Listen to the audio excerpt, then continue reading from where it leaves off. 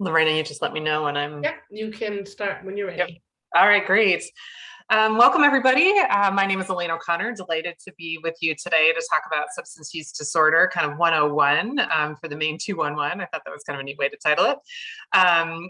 Just to contextualize today a little bit, I'm going to talk for about 45 minutes and give you kind of the overview of substance use disorder, kind of the different types of disorders that we encounter and some of the broad kind of treatment options.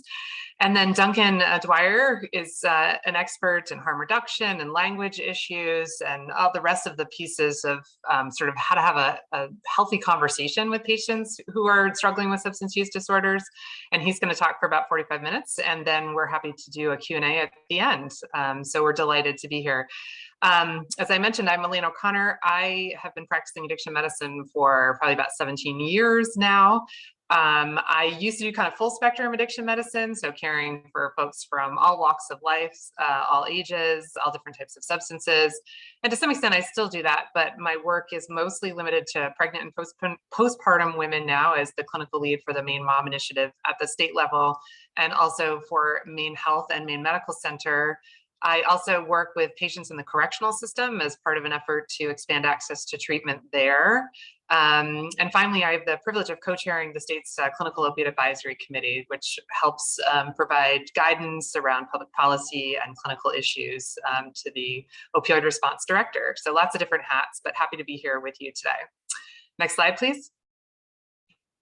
So just a brief overview, we're going to talk a little bit about the principles and diagnosis of substance use disorder, as well as some related screening. And then I'm going to talk a little bit about some evidence-based treatment options for several different types of use disorders, including both sort of the medical model and the behavioral health options as well. I have no disclosures to report. Next slide, please. So substance use disorder 101, this could be an hour-long lecture sort of on its own, but I think in thinking, I really wanted to sort of capture what happens in the brain when folks are struggling with substance use disorder. So this is kind of a simplified way of sort of thinking it through. So when you think about your brain, it registers all pleasures in the same way. So when you do something that you enjoy, could be that you have a satisfying meal, or you spend time outside in the summer, or it could be exposure to illicit substance. And the brain responds the same way, sort of regardless of what the pleasurable thing is.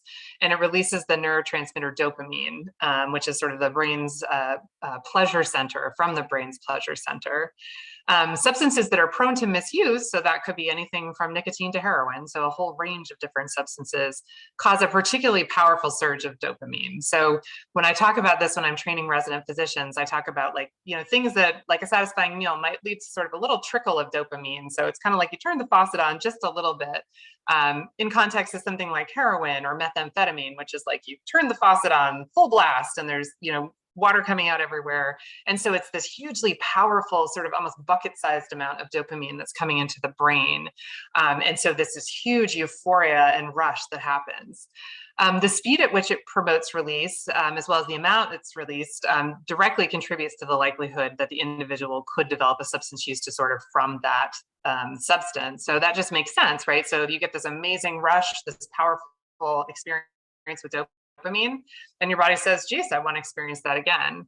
The route in which it's administered also can impact the speed at which dopamine's released. So that's something we see often when patients are moving from, say, oral use of a medication to intranasal use, so snorting it up their nose, and then they may progress to smoking the drug or to shooting the drug intravenously. And that is sort of a faster and faster rate at which the substance enters the system, so then a faster rate that the dopamine is released. Next slide, please.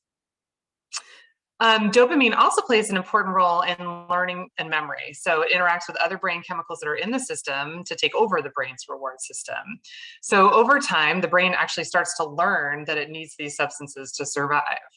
And also over time, we see that tolerance develops. So the brain adapts in a way that the substance becomes actually less pleasurable. So your brain is always trying to find its way back to equilibrium. And so it gets this powerful rush of dopamine, and the brain responds by saying, ooh, this is actually too much dopamine. So what I'm going to do is actually produce a little bit less when I see this thing in my system, or I'm actually going to eliminate these dopamine receptors. And so there's less place for that dopamine to bind to. And so that reduces the pleasure that people experience. So the brain is actually trying to be helpful to you, but for a person with a substance use disorder, what it means is every time they use more substances, actually the pleasure and pleasure goes down. So they start using more and more of the substance to try to find that first high, because they're trying to sort of compensate in the other direction.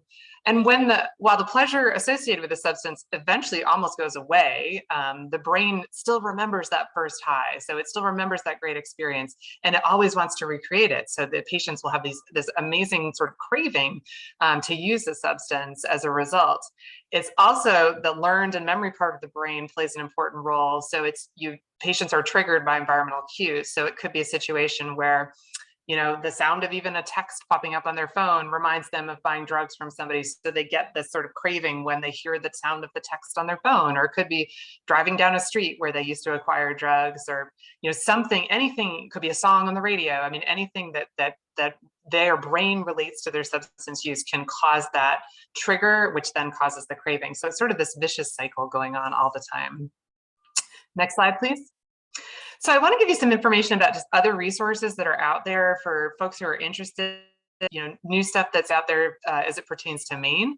So Maine has put together this amazing drug data hub. I literally just pulled 2 of the images off the hub. This is the link to the website. There's an enormous amount of information there. So if you're interested in understanding naloxone distribution or buprenorphine prescriptions or OD deaths. In this case, you can see it both by total number of deaths. So you see that Cumberland County, has a high rate because they have a larger number of the deaths, or you can look at it by density. And then you see that some of the rural counties actually have a much higher rate, particularly Washington County, which we know has been really struggling with this issue.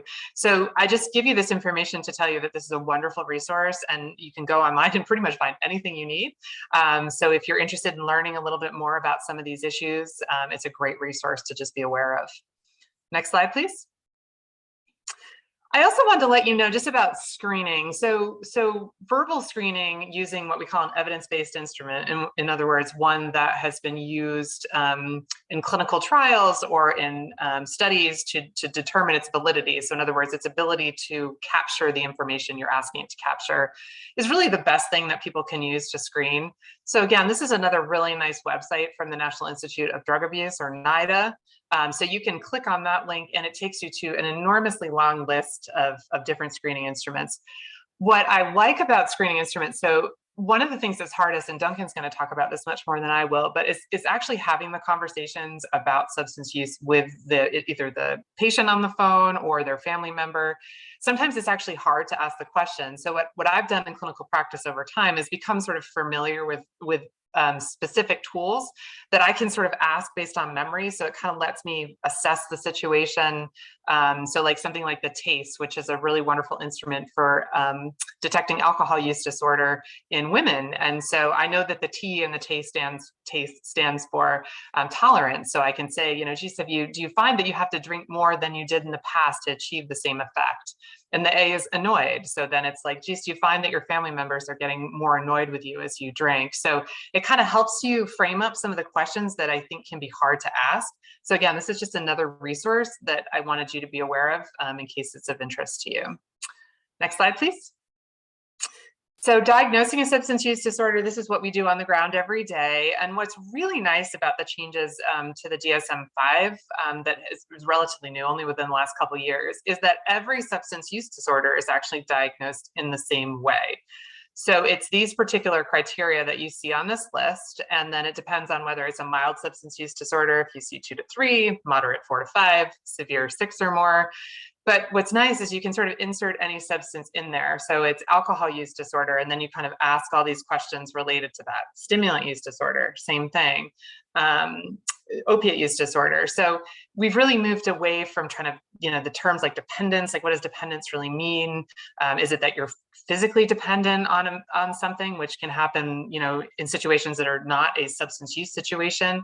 So it's a really nice way in which we've just sort of made it standardized, made it universal, and it really applies to every different substance. So again, I just wanted you to be aware that things have changed there, but this is a really nice tool to be able to use. And again, I put the link up there. Next slide, please. This is also another really nice link that I found, and this is some people prefer to think about substance use disorder as in the context of the ways in which it affects individuals. So this is kind of substance use disorder kind of at the highest level. So sometimes we see impaired control. So again, it's using more of a substance over time than you want to. It's social problems, like when I asked about, geez, does your family get annoyed when you drink a lot?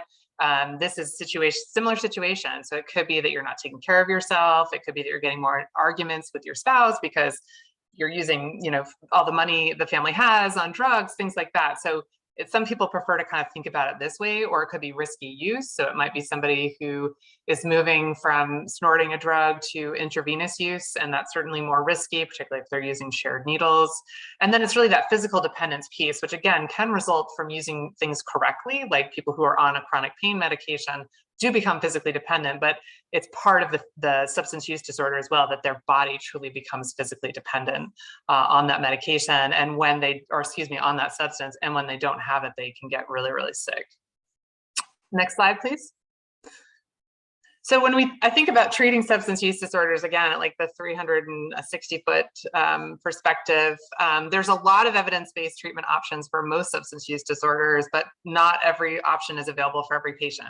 And so that's particularly true in a place like Maine, that there may be resources in one community, for example, in Portland, we have an enormous number of methadone clinics relative to other parts of the state.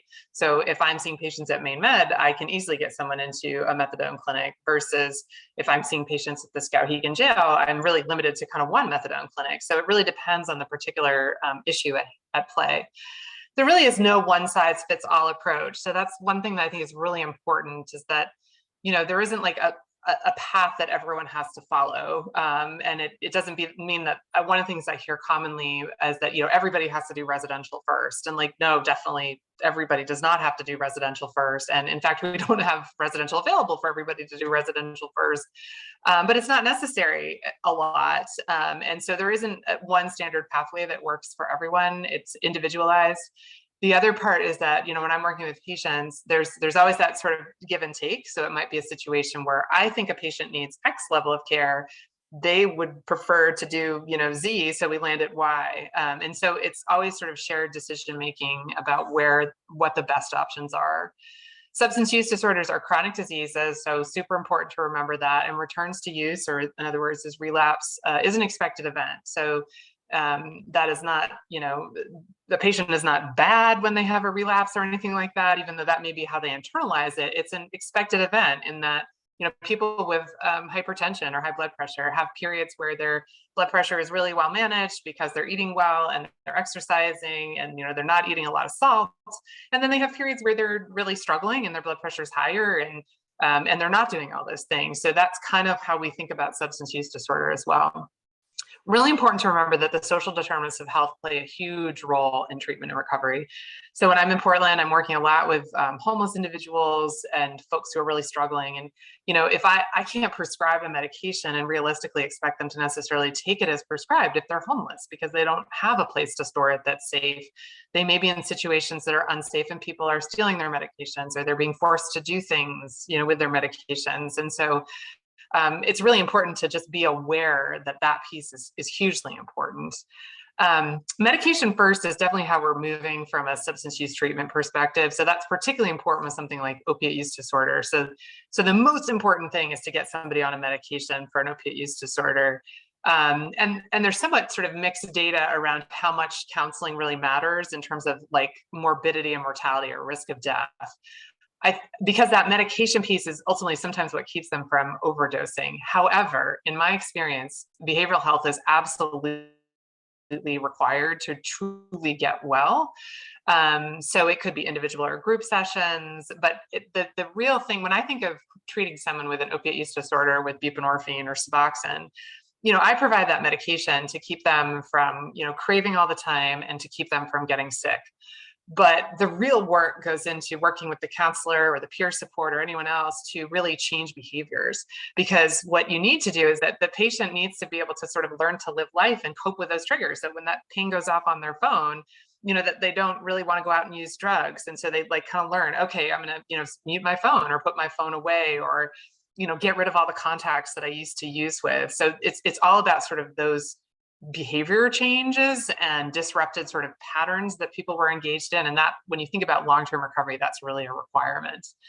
As I mentioned, the intensity of substance use disorder treatment falls along a continuum. So outpatient is probably the least intensive. So that might be somebody coming into the office, one time a week, one time a month, something like that. There's intensive outpatient or partial hospitalizations, which is, probably 10 hours a week anyway, maybe even more than that. So it could be 3 days a week, 3 hours a day, something like that. And then residential is truly living at that center and getting treatment there. So as I said, medication is super important. They're not replacing one drug with another. I think that's a really important piece. I will sometimes be, having a patient say, well, I don't want to get on Suboxone because I don't want to become addicted to another drug. And it's really important to sort of reframe that thinking about, well, this is actually a treatment. This is a medication that I'm going to use to stabilize your recovery, reduce your cravings, your withdrawal symptoms. And the other nice thing is that many of the medications like Suboxone actually prevent that euphoric effect in the brain. So because they bind so strongly to the same place, if a patient is to use heroin or something like that, having the Suboxone on board actually precludes that patient from feeling high. So there's many ways in which this really helps with recovery. It's a medication, it's a treatment. It's not replacing one drug with another. I mean, there are certainly, Suboxone can be misused, but actually using it is not replacing one drug with another. And I think that's a really important distinction. Next slide, please. So opiate use disorder, we're going to start there because that's the one we probably see so much of and so many overdose deaths. Again, common treatable chronic disease that can be effectively managed. Untreated opiate use disorder associated with considerable morbidity and mortality. So that means, physical complications plus risk of death. We are seeing that, it's just off the charts every year. It goes up. Certainly drug overdose, infectious complications of injection drug use. I see more and more folks with infections of their bones or their heart valves or other things from their IV drug use, and just diminished quality of life, right? That's not a life that they want to be living at that point. I think the other thing for folks to be aware of is that the potency of the fentanyl. When I first started practicing, it was all truly heroin that we saw on the street. So something that was derived from the poppy plant. Now it's almost exclusively fentanyl. I rarely, if ever, see heroin. And it's fentanyl, which is, a manufactured chemical, not from the poppy plant. And or one of the derivatives, or what we sort of a somewhat similar thing to fentanyl, but a slightly different thing, like carfentanil or acetyl fentanyl. And the potency has grown so much that it used to be, a much larger amount was required to overdose. Now it can be as small as like the amount of a drug that's on the end of a pen. So it really, the overdose risk has gone through the roof because of the potency of the drugs. And so it's not uncommon to need multiple doses of naloxone to reverse somebody who's having an opioid overdose. And so when I'm working with my highest risk patients, I may be handing out a Narcan kit a week, sometimes more than one Narcan kit a week, and there's 2 doses in every Narcan kit, and it's not uncommon when patients come back and report there's been an overdose that it requires 3, 4, 5 doses of naloxone, sometimes even more, to be able to reverse that overdose. So globally, withdrawal management or medication tapers are not effective and are associated with increased rates of return to use and death. So I think that, again, the old model we had, which was like that people had to do a prior authorization to continue in treatment for more than 2 years, was not in any way based in science, right? It was just, people oftentimes need to be on these medications for a very extended period. That doesn't mean they can't get off, right? I mean, it might be that a patient really states, geez, I want to eventually get off this medication, and they're able to really sort of transform their life and eventually taper themselves off. But these particularly these short tapers were, the kind of old withdrawal management that we used to see, that it was like, okay, go taper off heroin in 10 days. Like, that's just not a reasonable expectation. The likelihood that the patient will go back to using is incredibly high. And so we shouldn't be expecting people to, taper their medication. Withdrawal from opioids is generally not lethal. So in other words, people, despite the fact that it looks like the worst version of the flu you've ever seen, it certainly happens in my office sometimes. People are sort of writhing in pain, every muscle in their body hurts. They're up all night, they're anxious, they're sweating profusely, they're puking. I mean, it's a horrible version of the flu. And it's not actually lethal, which is one of the reasons it's hard to access treatment, right? Because the hospital is not going to admit you because it's not lethal. But many patients report that it either feels like it is, or they want it to be, like, because they want to be put out of this misery because it is so painful. So when people are calling and they're in a full-blown opiate withdrawal, they are really sick, and they need help. Pharmacotherapy, so medication is the mainstay treatment. I've talked a little bit about those options, buprenorphine and methadone. And then again, behavioral health interventions, I think, are critically important. The studies, are kind of variable on that, but it's really important, I think, from a long-term recovery perspective. Next slide, please. So these are the most common options for medications for opiate use disorder. So I put them in a little table because it kind of helps me think about it. So methadone is probably the highest level of care from an outpatient perspective. So patients typically go every day, although maybe less so now with COVID, because we see more take homes where they're dispensed medication to give at home. It works by binding to the opioid receptors. It reduces cravings and withdrawal. The medication that is used to treat opiate use disorder is a liquid. So people will talk about, a bottle that they brought home. So it is actually, they'll get little bottles that they bring home. And then the medication that we use for pain, because methadone can be prescribed for pain, is actually a tablet. So that's just an important little distinction there. Methadone can only be dispensed at federally licensed outpatient treatment programs, or OTPs. So that's really important. So like when I'm seeing a patient in the clinic at an outpatient office, I can't prescribe methadone to treat OUD. I could prescribe it for pain. I don't, but one could. And so again, the geographic distribution of methadone clinics is so variable that it can be really difficult for patients to access methadone in many parts of the state. The only difference there is methadone can be initiated inpatient. So that is just one, that's the only other sort of exception to that rule, in that if I have a patient who's inpatient, say who's in with a very complicated, sometimes like endocarditis, which is a heart valve infection, and they either need IV antibiotics or sometimes they actually need a valve replacement, we could initiate them into treatment methadone at the hospital, and we certainly do a lot. But then when the follow-up plan has to be to follow up with an outpatient program or at an OTP. Buprenorphine is otherwise known as Suboxone or Subutex, although that brand name Subutex is not available anymore, but you'll hear the word Suboxone when people are asking for it, or maybe I want some subs, or I need to access to subs. It's generally taken sublingually. It can be a film or a tablet. So the film is, the other words you might hear, is strips, and it's dissolved under the tongue. So that's a different than many things, particularly sometimes confusing for patients when it's a tablet, right? Because you think you should swallow a tablet, but Suboxone is always dissolved under the tongue.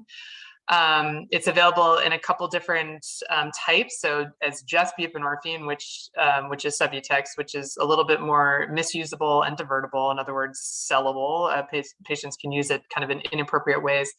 The naloxone in the Suboxone is actually in the Suboxone to prevent the misuse of the medication. So it when taken appropriately, in other words, when Suboxone is dissolved under your tongue, the body actually doesn't absorb any of the naloxone. So physiologically, the body experiences them the same way. It's just that the naloxone is activated if it's injected or snorted or used in some way that it's not supposed to. There is also a monthly, once a month injectable buprenorphine, which is a really exciting alternative. And so it's called Sublocade. You may hear about that. And we're really trying to expand access across the state to that. There's a nice position statement we just wrote as part of the clinical advisory committee, which is on Gordon's webpage. And that is a really wonderful option. So you give an injection in the stomach, it dissolves over the course of 28 days. It keeps the blood levels constant. And what's really nice about that medication is if you have a really high risk person, that may be going on and off their Suboxone and they're kind of using fentanyl for a couple of days and then going back on, it stays in the system. It's this safety mechanism, because having Suboxone on board is protective from an overdose perspective, because that respiratory drive continues because the Suboxone stays on the receptors that the fentanyl is trying to attach to. So it's going to be a game changer, I think, going forward. It's also super nice when we're discharging people from jail, where there isn't, connections to resources easily, because getting discharged from jail is unpredictable and in terms of timing, and their main care is shut off when they're in jail and it gets turned back on when they get out. So it can be this kind of high risk period. I mean, it's not uncommon for me to text the ADA and say, let me know when he gets out because I want to send a prescription to the pharmacy. And, that's not super efficient for any of us, but it's what we do to keep people safe. The prescription to prescribe buprenorphine does require what's called an X waiver. It's a lot simpler now to get an X waiver than it ever was before. It used to require this additional training. Now people can actually just go on the website and get what's called an exemption waiver, which lets them prescribe for up to 30 people at a time. So it's simpler, and it really is making the emergency department induction programs, which is one of the ways in which we're really trying to expand access. So moving to get hospitals to offer the medication first treatment in their emergency department. And we're up to at least half of them do it 24/7, which is exciting. And certainly we can connect you with the resources. The MMA, the Maine Medical Association Center for Quality Improvement, does some technical assistance around that. So if folks are interested in that. Naltrexone is kind of the other option, which is the sort of the tablet or injectable version of naloxone. So I don't use it much in folks with opiate use disorder because it requires them to have been off opioids for at least a week beforehand. And so that just isn't really feasible for most people. The one time I do use it some is when people are getting out of jail, and if they haven't been in treatment and they're what's called opiate naive, that can be an option for them. It doesn't require any special licensing. It can be injected once a month as Vivitrol. But again, it basically reduces use because people already have the naloxone on board. So usually when you see an overdose, you see too much opioids and then somebody gives them naloxone. This kind of the reverse. So they're taking naltrexone or naloxone all the time. So if they were to use opioids, they would get sick. It works really great for alcohol use disorder, but I have not had as much luck for opiate use disorder. Next slide, please. Stimulant use disorder. So this is like quite possibly the most complicated part of my practice these days. We are seeing a dramatic increase in overdose deaths that are involving illicit stimulants, typically combined with non-pharmaceutical opioids or fentanyl.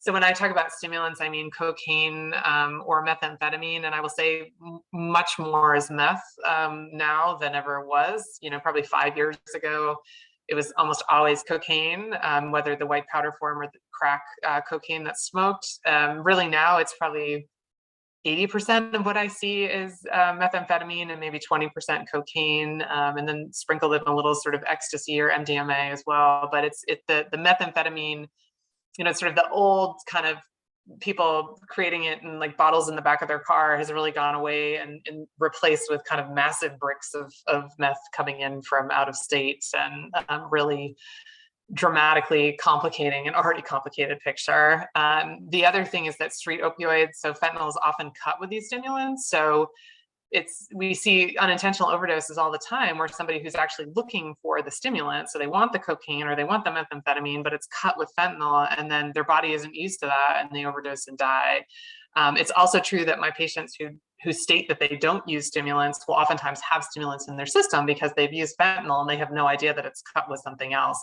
So there's sort of this polysubstance use that we're seeing that's pretty profound. One of the worst parts of stimulant use disorder is that the rate, so that dopamine release that I was talking about earlier, when folks are on stimulants, like it's off the chart, the rates at which it's released. So think about it like 1,000 times more than that meal that you really like.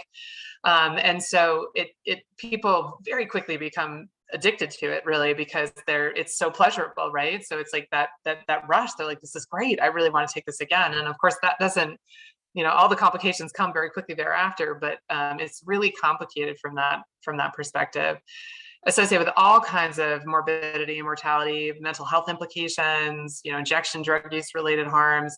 But again, the major cause of death there continues to be opiate related overdose. So again, it's exposure to opioids, whether intentional or not, that it's cut with the stimulants.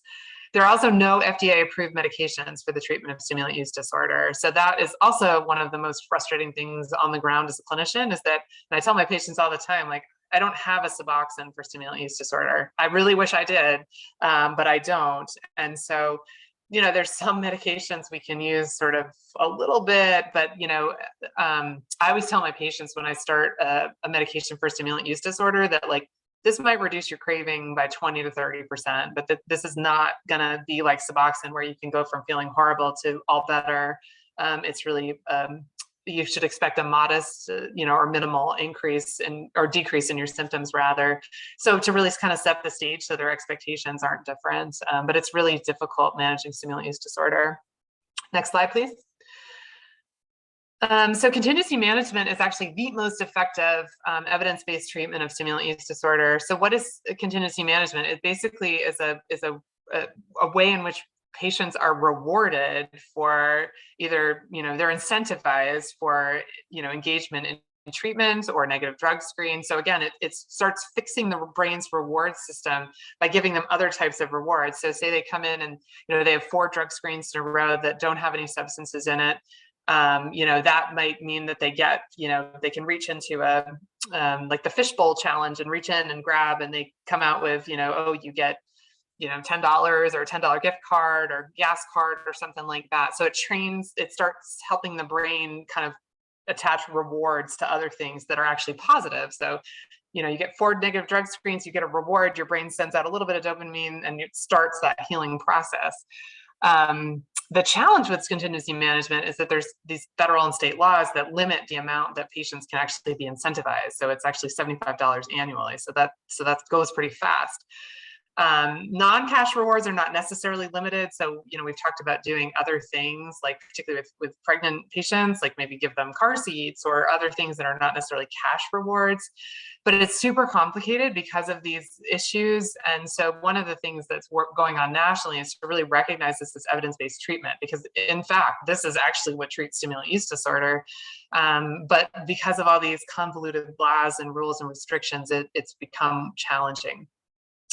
So CBT, motivational interviewing, these are other behavioral health options that, again, around changing behavior definitely can be helpful. I think patients are often ambivalent about entering treatment. In other words, they're feeling like, why bother? In part because they've heard there's no such thing as a good medication.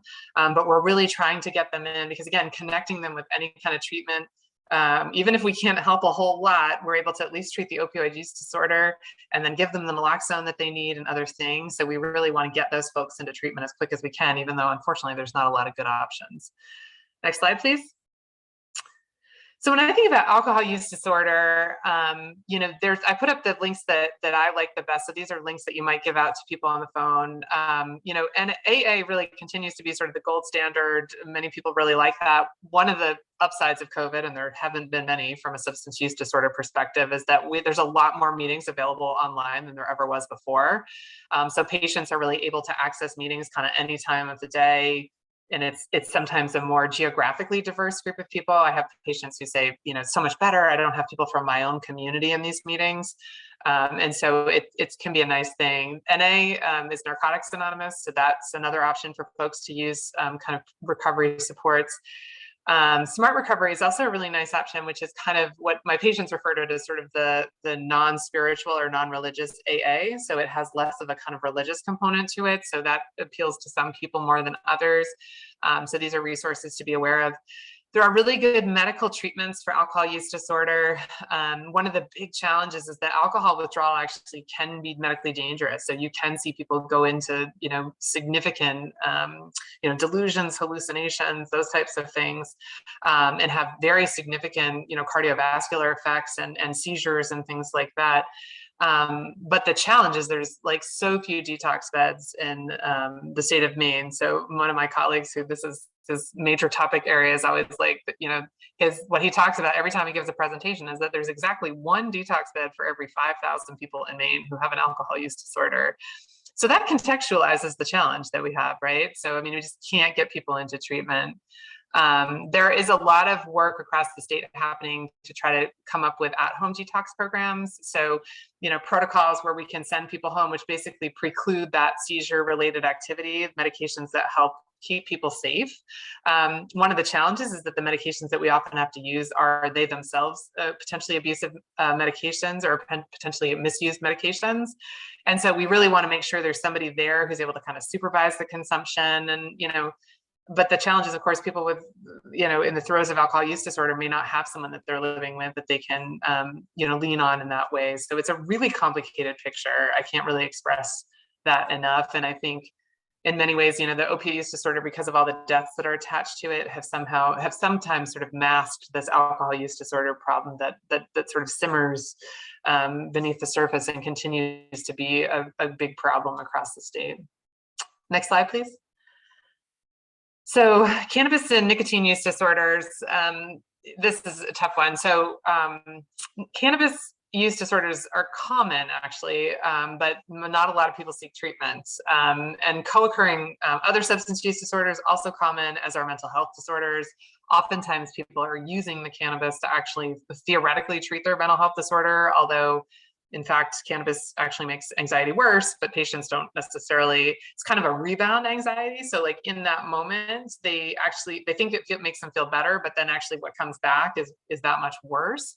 Same with it, oh, it puts me to sleep, but actually then their sleep is pretty disrupted, but so they don't necessarily attach those negative things to that.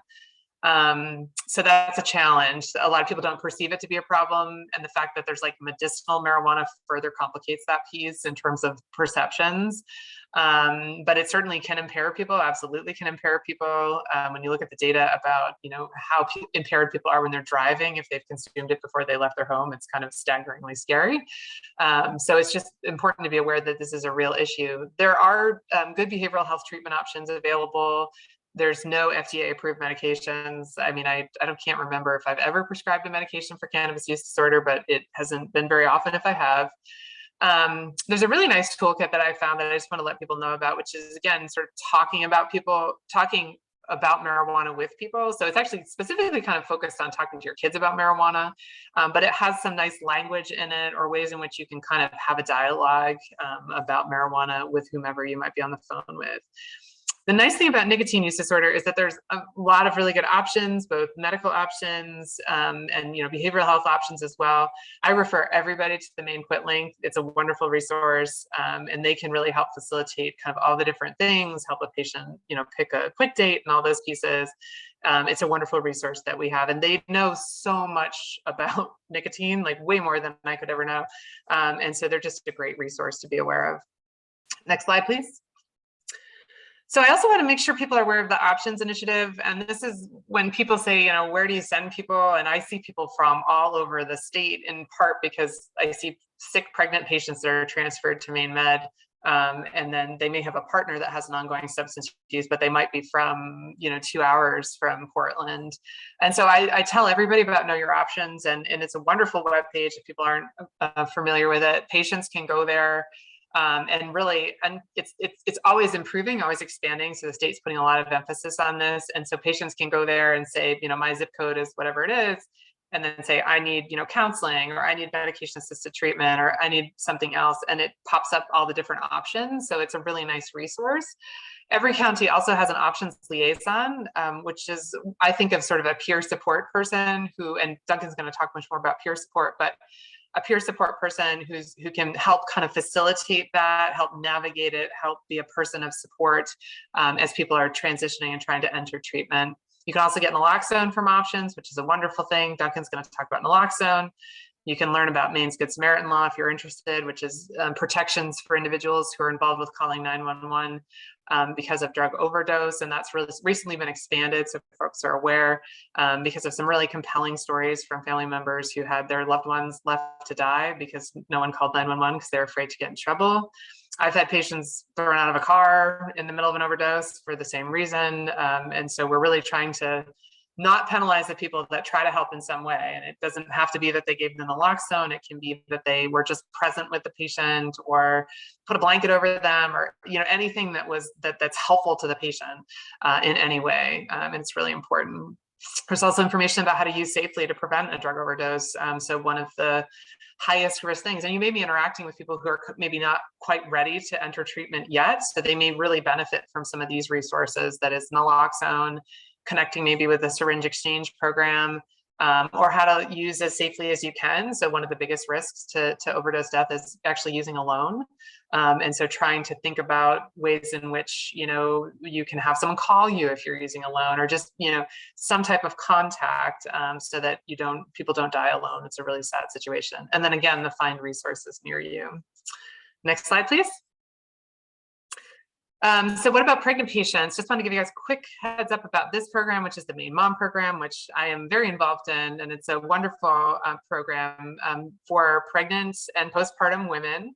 And it can actually be post-pregnancy. So people can be referred to a Maine Mom program even if they do not have a baby. So if they have a miscarriage or they have a termination of their pregnancy, they are still eligible for Maine Mom. And it's a MaineCare program, I should say that as well. So you can go to the nicest webpage is the mainemom.org, which is both sort of patient-facing or it includes information for you all or even providers as well. And you can go there and again, put in a zip code and find a Maine Mom program. It was launched, it's a 5-year grant from CMMI to MaineCare, and we launched the official program in July of last year. So almost a year ago, we've been enrolling patients specifically through care delivery partners that signed on to be part of the grant. And so we kind of trialed it in 17 different sites across the state.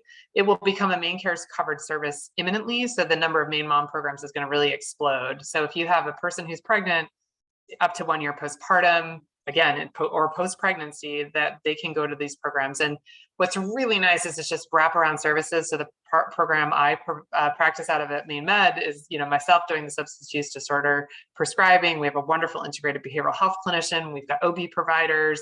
We've got peer support. So we can really work with patients and provide all the care in one setting that they need. And we can really, some of our highest risk women, and I would say the pregnant women that I'm taking care of now are just like infinitely more complicated than the ones I took care of, 5-10 years ago.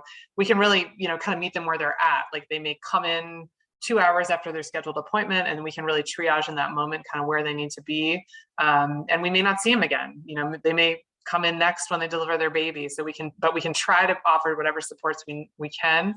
And the program basically provides a per member per month payment for practices that are doing this work, because there's so much wraparound care that's involved. So there's the plan of safe care for the infant, there's referrals to WIC or Healthy Families or housing resources, and then there's the plan of safe care and all those pieces. So there's a lot that goes into it. And there's another website there for providers or for you all looking for more of kind of the technical information about the program. Next slide, please. And then I just provided some other resources. And so I think we're going to answer questions after Duncan's presentation. So I will pass it off to Duncan. And may I say it is 1:15. I have never held myself to exactly the 45 minutes. So I'm going to pass it off to Duncan. Thanks so much, Elaine. And I want to say that you actually held yourself under 45 minutes too, since we got started a little late. So great job looking at the clock and making it work. I appreciate that. So my name is Duncan Dwyer. I am a harm reduction public health educator. My background, I did my doctoral work in sociology at Brandeis, where I focused on medical sociology and community education, and have spent the last several years in some form or other of working with communities, specifically around either addressing social determinants of problematic and chaotic drug use and substance use disorder, and then most recently over the last several years, really focusing on harm reduction. I like to say all the time that I kind of came to harm reduction as a field. I came for the compassion, and I stayed for the evidence. And we'll get a chance to talk quite a bit about harm reduction as an evidence-based model, and why and how that actually works.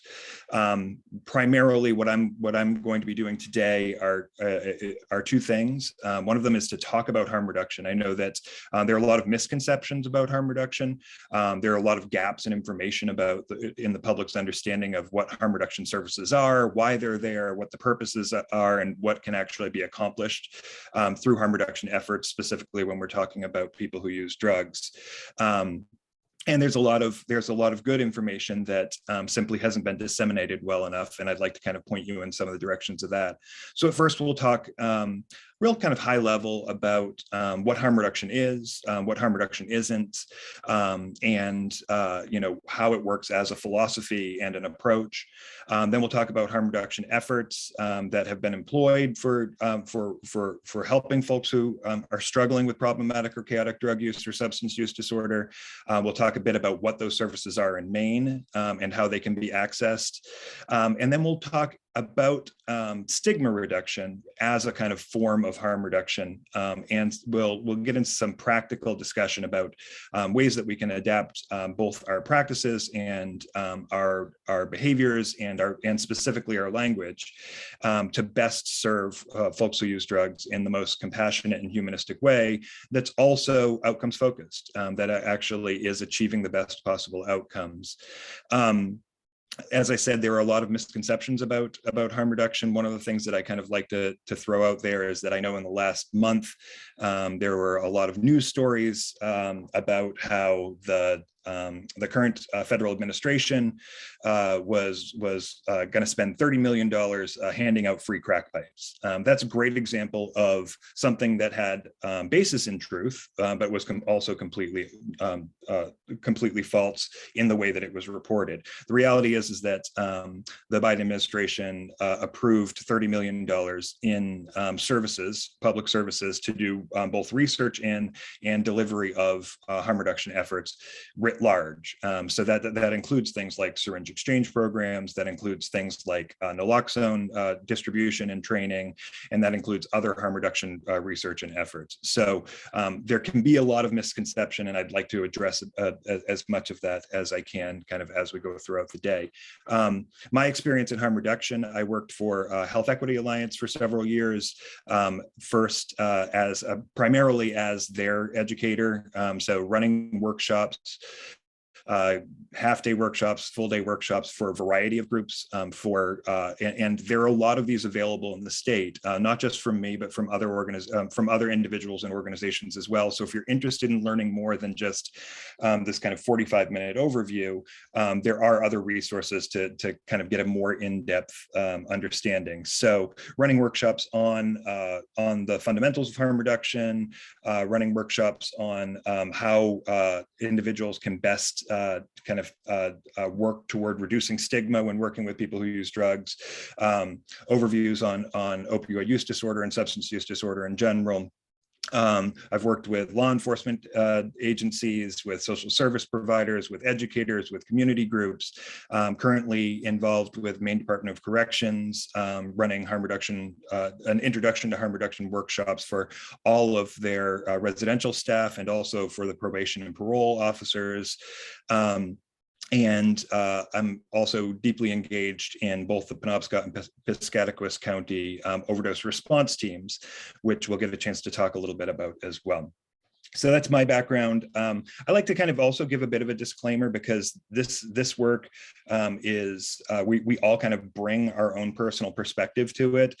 It's impossible to talk about the issue of the drug problem and to talk about drugs and people who use drugs and to talk about substance use disorder without kind of also recognizing our own personal experience with things. I lost somebody who was deeply important to me, to the opioid crisis. I know that many of us have. And as we kind of move forward and we talk a little bit about using person-first language, for example, and really kind of talking about and thinking about people who use drugs first as people and recognizing their humanity, one of the things that I find useful because of my own experience is that when I'm saying a person who uses drugs instead of an addict, for example, that I'm picturing that person, this person who was remarkably important to me, somebody who, I truly believe could have been an important voice in our generation.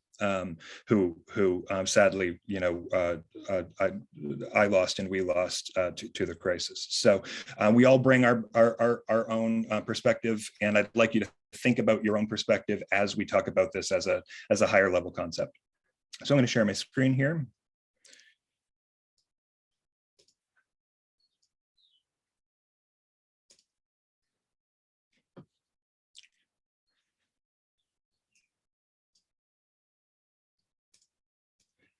So as we start this, it's kind of important to know what we're talking about, because when we talk about drugs, we can be talking about many things, of course. And as Elaine made reference to, even when we're talking about substance use disorder, we can be talking about a number of different things. We can be talking about nicotine use disorder, but we can also be talking about opioid use disorder. When we think about drugs, we have to recognize that virtually everybody uses some form of drug or another. But really, for the meat of this conversation, we're talking about problematic use of non-sanctioned drugs. So a kind of overall definition of drugs might be any substance that interacts with the body and changes either the physical or mental state of the person that's exposed to them. But for the purposes of this kind of training, of this kind of a workshop, we really are talking about drugs that were obtained or used in a non-sanctioned way in a manner that was not intended by agreed upon by medical, social, and cultural standards.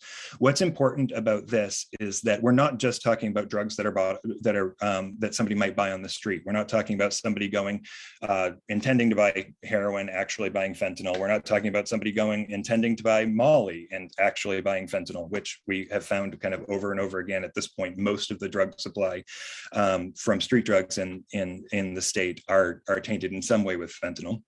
But we're also talking about the diversion of drugs. We're talking about if somebody is prescribed drugs, if they're not using them in the way that they were prescribed. We're talking about somebody using drugs that weren't prescribed to them, prescription drugs that weren't prescribed to them. We're also talking about the misuse of drugs that are perfectly legal. When we talk about alcohol and when we talk about marijuana, which are legal,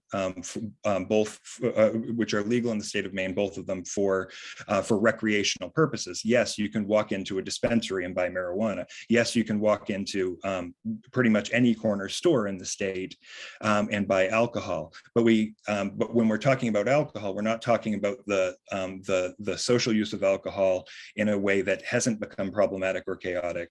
We're talking about the misuse of alcohol in a way that creates issues for individuals or for families or for communities writ large.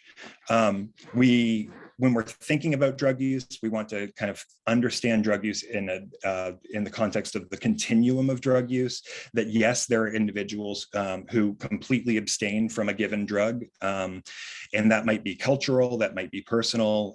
It could be because somebody is in recovery and they're in abstinence-based recovery and they're no longer using. But there are people who, for example, if we use alcohol as kind of a baseline example, who don't drink alcohol at all. And that might be there might be cultural reasoning behind that. My wife grew up in a family where her grandmother was a Seventh-day Adventist, and nobody in the church by kind of doctrine drank alcohol at all, and it was not socially accepted to drink alcohol. I grew up in a very different family in a kind of very almost stereotypical Irish Catholic family where drinking was a normative value. So not drinking or drinking can be a very different thing depending upon the social and cultural context. But when we think about the continuum of drug use, really what we're talking about is when intervention it becomes necessary. And so that can be intervention that is self-motivated and self-driven. It can be somebody calling 211 because they are looking for help for themselves, because they would like to change their patterns of use. They would like to change the behaviors that are causing them to run into problems with a substance. And it can also be programs that are created to intervene on somebody's behalf. And so what we're oftentimes talking about is where we move past recreational or moderate use that is controlled to chronic, compulsive, or chaotic use. How we actually identify this, and this is a framework that might be helpful for you when you're talking with individuals on the phone, when somebody is calling and they're asking when they're calling and they're asking for resources that they might be directed to. These kind of leading questions that you can ask have to do with understanding dysfunctional use in terms of messes, moratorium, and meaning. So messes, is their drug use causing increased problems in their lives? And Elaine talked about this as well. Are folks, when you're talking with somebody, are they struggling with making it to work on time or making it to work at all? Is it creating problems in their family life? Is it creating problems in their schooling? Is it creating messes within their lives? Moratorium, are drugs being used in place of other potentially healthier coping mechanisms, so delaying coping skills? So we talk oftentimes about self-medication self-medication as being one of the reasons why people start using drugs in the first place, or people start developing problematic patterns of use that they're attempting to self-medicate. And that might be for anxiety, it might be for depression, it might be for trauma. It might be literally for PTSD. It could be for pain. It could be for sleep. But are drugs being used in place of other healthier alternatives where their access to alternatives is being disrupted? And then meaning, are pockets of meaning collapsing, and increasingly life is oriented more and more around drug use? How much of their day is occupied by thinking about their drug use, by actively using, by seeking out drugs, and how much of a disruption is that for them? So when we think about whether or not somebody is dealing with problematic use, this Mess's moratorium and meaning framework can be helpful. It can also be helpful for that next question of where somebody is with their understanding of their dysfunctional use, where somebody is in their understanding of problematic use, and what they're actually looking for outcomes. Because as we'll talk about, harm reduction really kind of focuses on the agency of individuals to make changes for themselves, which lead to healthier outcomes. So knowing if in a conversation with somebody, if they intend to continue use, or if they would like to get to a point of total abstinence, can be an important way of helping directing them to services that will be most useful for them and get them to the best possible outcomes. So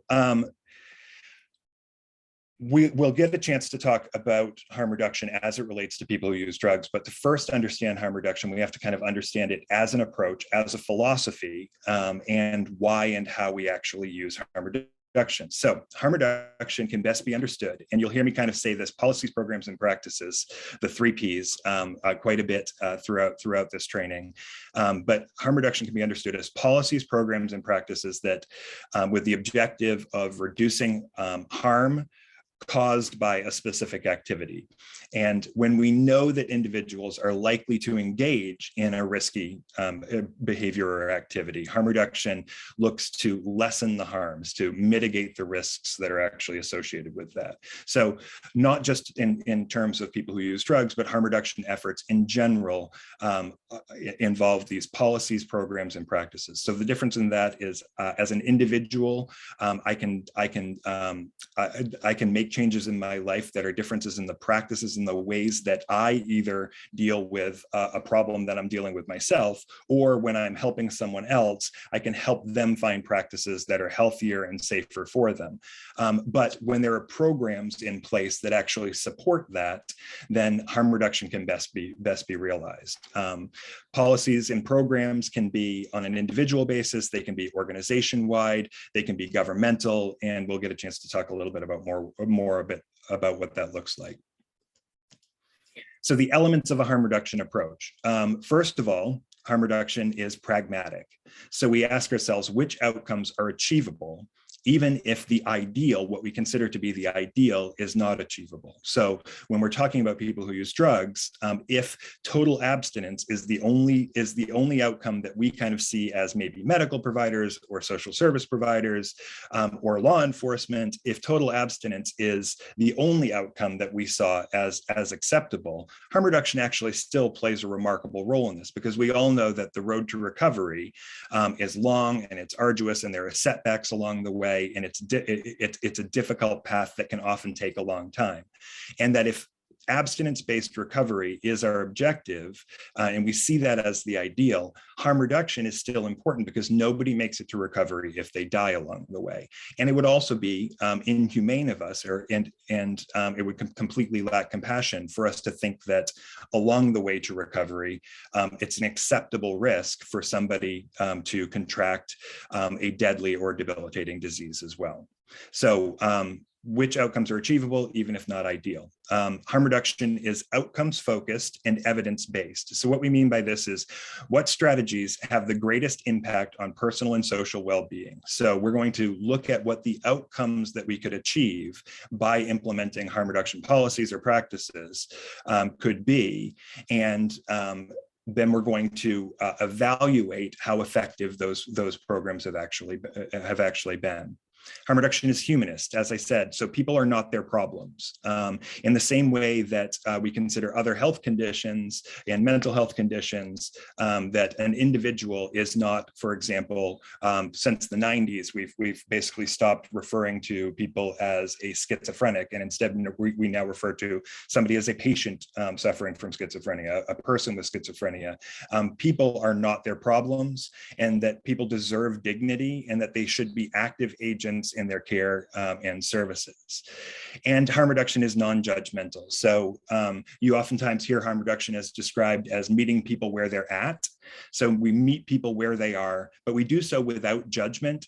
And that doing so, yes, it is compassionate, it recognizes and respects people's individual struggles, but it's also more effective. We have the evidence to actually show this. So how do we form harm reduction strategies? So we understand what harm reduction is kind of as a philosophy, why we would do it, but how do we form strategies? So first we identify a problem. Any good harm reduction strategy is a response to a problem that exists. So what's a broad social concern on an individual level or within a community that we are trying to address? And what are the consequences? So what are the consequences from problematic and chaotic drug use? What are the consequences from illicit drug use? And who specifically is impacted by those, by that problem, and why are they impacted? So that might be who specifically is impacted in terms of recognizing social determinants. So are we seeing more of an impact from problematic and chaotic drug use in folks who have recently experienced unemployment, for example? So we might look at that and then recognize that employment is a social employment status is a social determinant, but also who is impacted beyond the individual. So when we look at substance use disorder and we see the direct connections, not only to the harm that can be caused to an individual, but also the connections to domestic violence, to child neglect. And when we can connect those elements of who else is being harmed, then we come up with a better understanding of the harm that's being caused, which helps us form a better strategy. So we then evaluate the effectiveness of current approaches. We have to look at what has currently been tried to address this issue. What has been tried? Is it working? Is it not? If it isn't working, why isn't it working? So you often hear that we can't arrest our way out of the drug problem. So we recognize that simple incarceration-based consequences in an attempt to address chaotic and problematic drug use doesn't seem to be an effective strategy. So what other strategies can we actually take from a public health perspective? Then we look at achievable outcomes. So we say if complete elimination of the problem, so if stopping an individual's drug use, completely abstaining from drug use isn't realistic, what would actually be a better outcome than simply doing nothing? Well, we can also look at that from a social problems perspective and say that if stopping the drug trade, if stopping drugs from coming into a community is not an effective approach, if we haven't seen data that actually support that as an effective approach, what would be an intervention that we could take that would be better than simply doing nothing? Because our baseline isn't just what has been tried and is it working, but also if there was no intervention taken, what would be a better approach than simply not intervening at all? So then we find solutions that mitigate the harm. So we look at what practices, policies, and programs might achieve the goal of less harmful outcomes. And how we do this in an evidence-based way is that we look at similar situations. So we look at people who have struggled with the same problem on an individual basis, and then we look at community solutions that have worked in other similar communities. And this gets into the idea that harm reduction being evidence-based is not just evidence-based, it's also context dependent. So the same solution that works for one person might not work for another person. In that same way, the same solution that works for one community might not be a good harm reduction approach for another community. As I said, I do work with overdose response teams, and as part of that, I've done education sessions for first responders. And I was in a session up in Milo, Maine, and an EMT had asked the question, had said, you know, I'm comfortable with a lot of the concepts of harm reduction. I'm comfortable with the idea of distributing Narcan, of training people how to use that naloxone. I'm comfortable even with the idea of syringe exchange programs and getting sterile needles into the hands of people that we know are going to use it. But what I really don't want, when people start talking about having a safe use site or a safe injection facility in our communities, I don't want things about that. Context dependent, a safe injection site is not a harm reduction strategy that would make sense in a small rural community. There were only 2 safe injection sites piloted right now in New York City in the entire country, safe use sites in the entire country, and they're located in places where there's a lot of public use, where the use is oftentimes among unhoused folks, and where people are concentrated within walking distance of this safe use site. So the concern that somebody might have about that kind of a specific harm reduction element actually isn't a concern that they need to be worried about, because that solution doesn't make sense for that kind of a community. We'll get a chance to talk about good harm reduction ideas and bad harm reduction ideas as well. And that lastly, what we do is we evaluate the impact of the efforts. Oftentimes, this is when we're talking about harm reduction, this is the piece, the element that's missing, because people can kind of see it as academic, that when we do research on harm reduction to prove that harm reduction efforts actually work. For example, there is a research study out of Johns Hopkins that looked at communities that have syringe exchange programs, and the fact that within those communities, compared to similar communities that don't have syringe exchange programs, folks who are engaged in a syringe exchange program are twice as likely to eventually seek out treatment or recovery services on their own if they have been engaged with a syringe exchange program. That same study showed that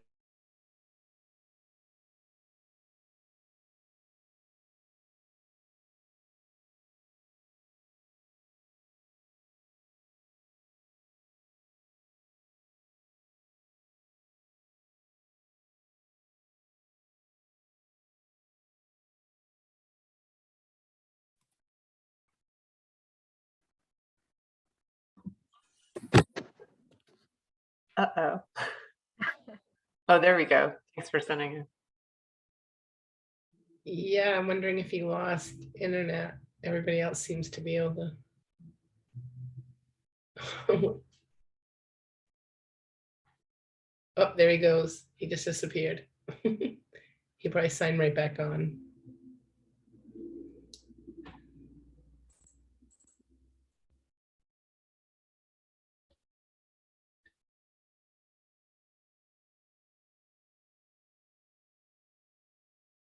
People want to need a quick break. This would be the time to do it, because it'll probably take him just a couple minutes to sign back on.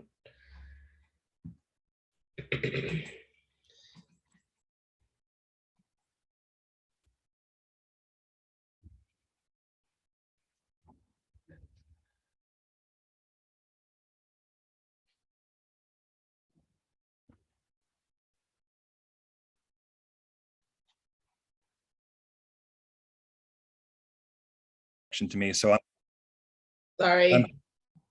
I'm now hotspotting from my phone. So hopefully this will work. Can you hear me all right now?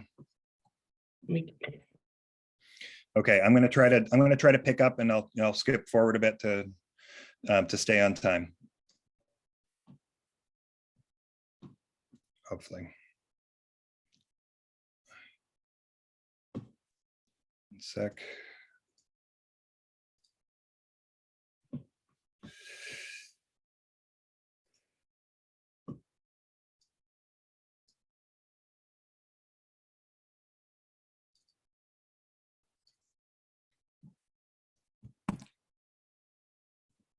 Okay, so I apologize for that.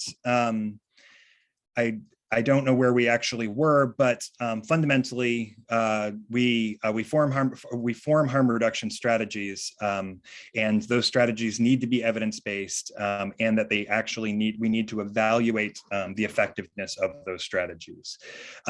If it's hard for us to wrap our heads around how harm reduction actually works, then if it had been hard to do that in the past, it's a little less hard for most of us now, because for the past 2.5 years, we've effectively all become harm reductionists. If you think about our efforts in relation to COVID-19, then we have taken a harm reduction approach as individuals and as communities and as the government through policies, programs, and practices to reduce the spread of the virus. Some of those efforts have been more effective than others, and some of them have been less effective. Some of us have participated voluntarily, and some folks have done so because of mandates.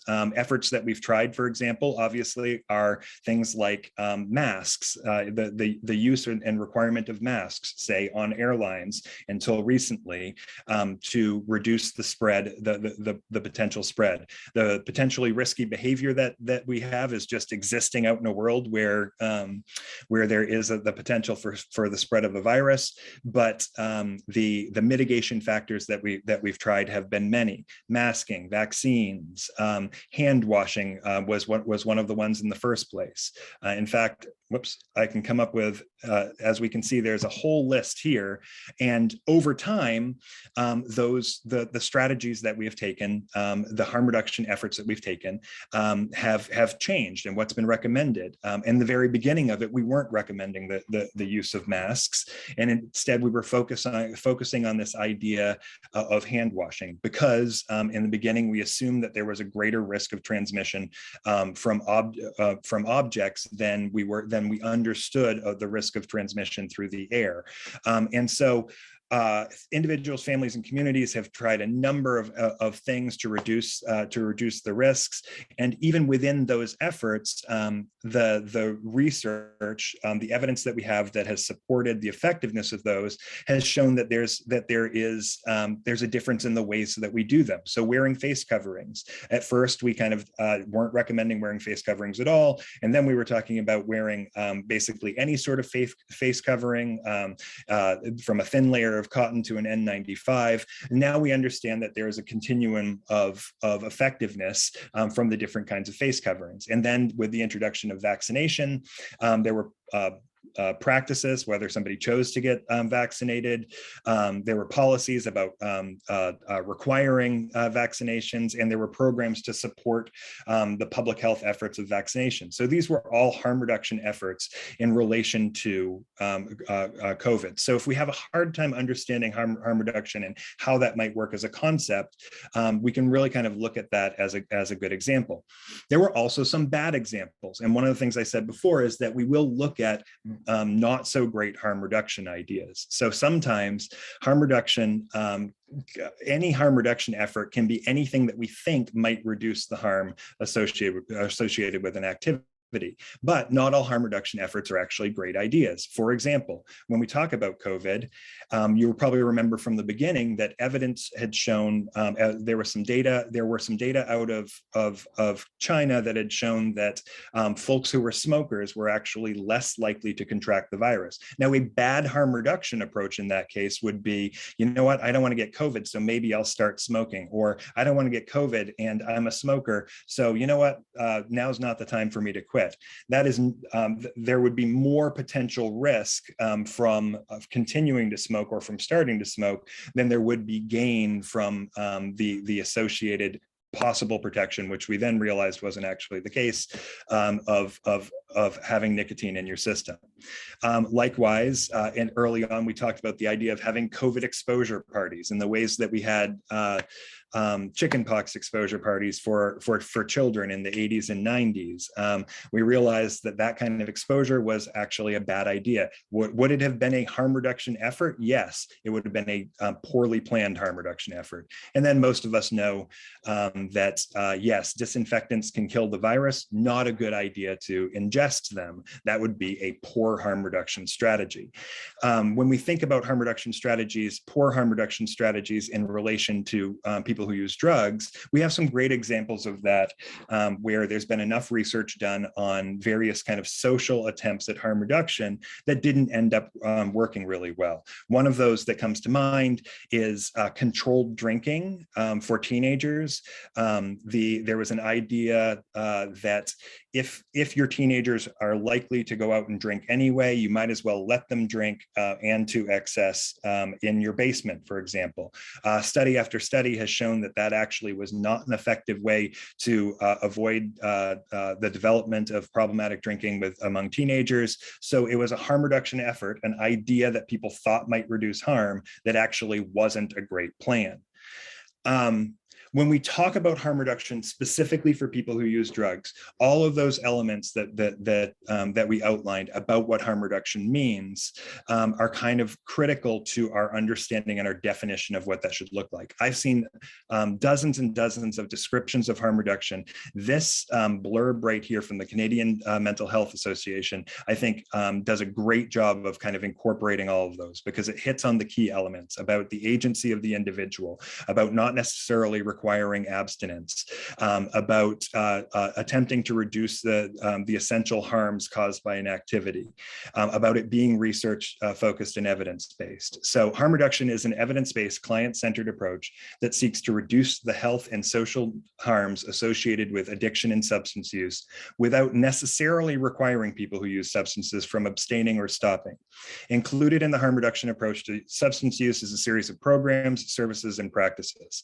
Essential to a harm reduction approach is that it provides people who use substances a choice of how they will minimize harms through non-judgmental and non-coercive strategies in order to enhance skills and knowledge to live safer and healthier lives. So it's a mouthful, but it actually incorporates all of the kind of key elements of harm reduction.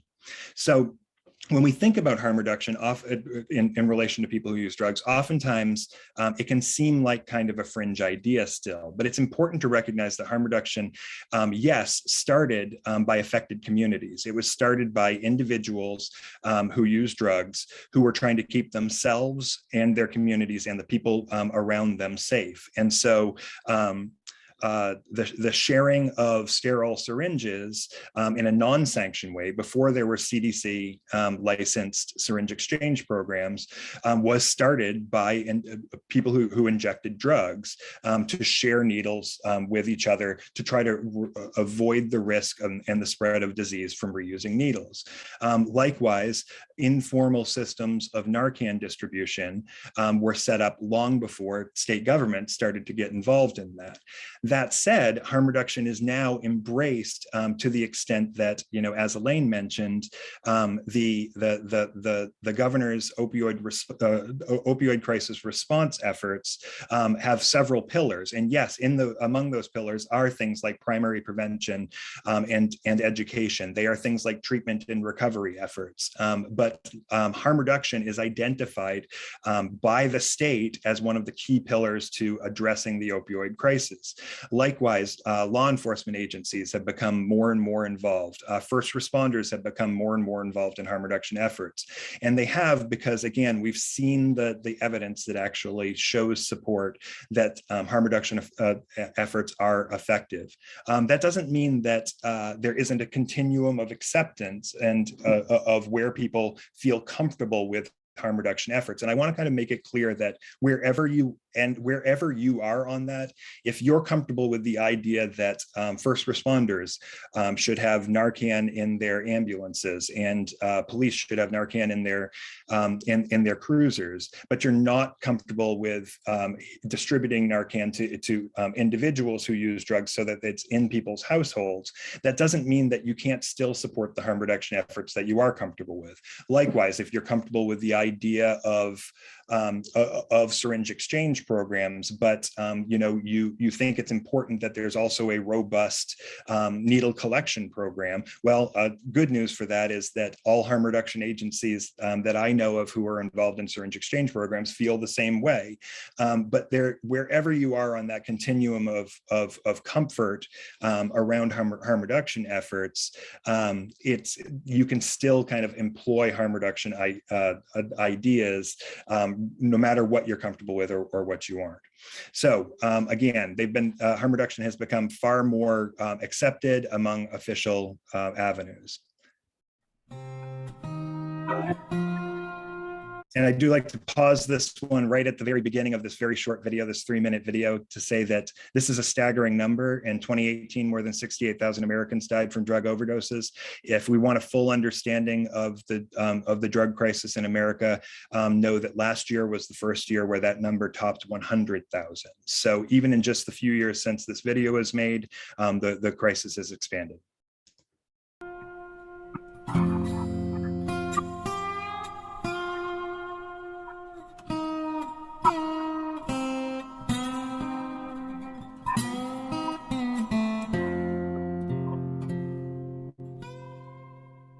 The new diversion program will take low-level offenses such as prostitution or theft, some of those peripheral crimes we're finding from addiction, and instead of getting that person into jail, can we connect them to treatment? We have quick response teams, police, fire, and addiction specialists going out and trying to connect people into treatment after an overdose. We also have harm reduction such as needle exchanges. We have 65 companies that we work with that'll hire people. If they have an issue where they relapse, as long as they get back into treatment, those jobs will be held. If the entire community is working on this issue, it would be less likely for us to fail because one part would be able to catch where the other wouldn't.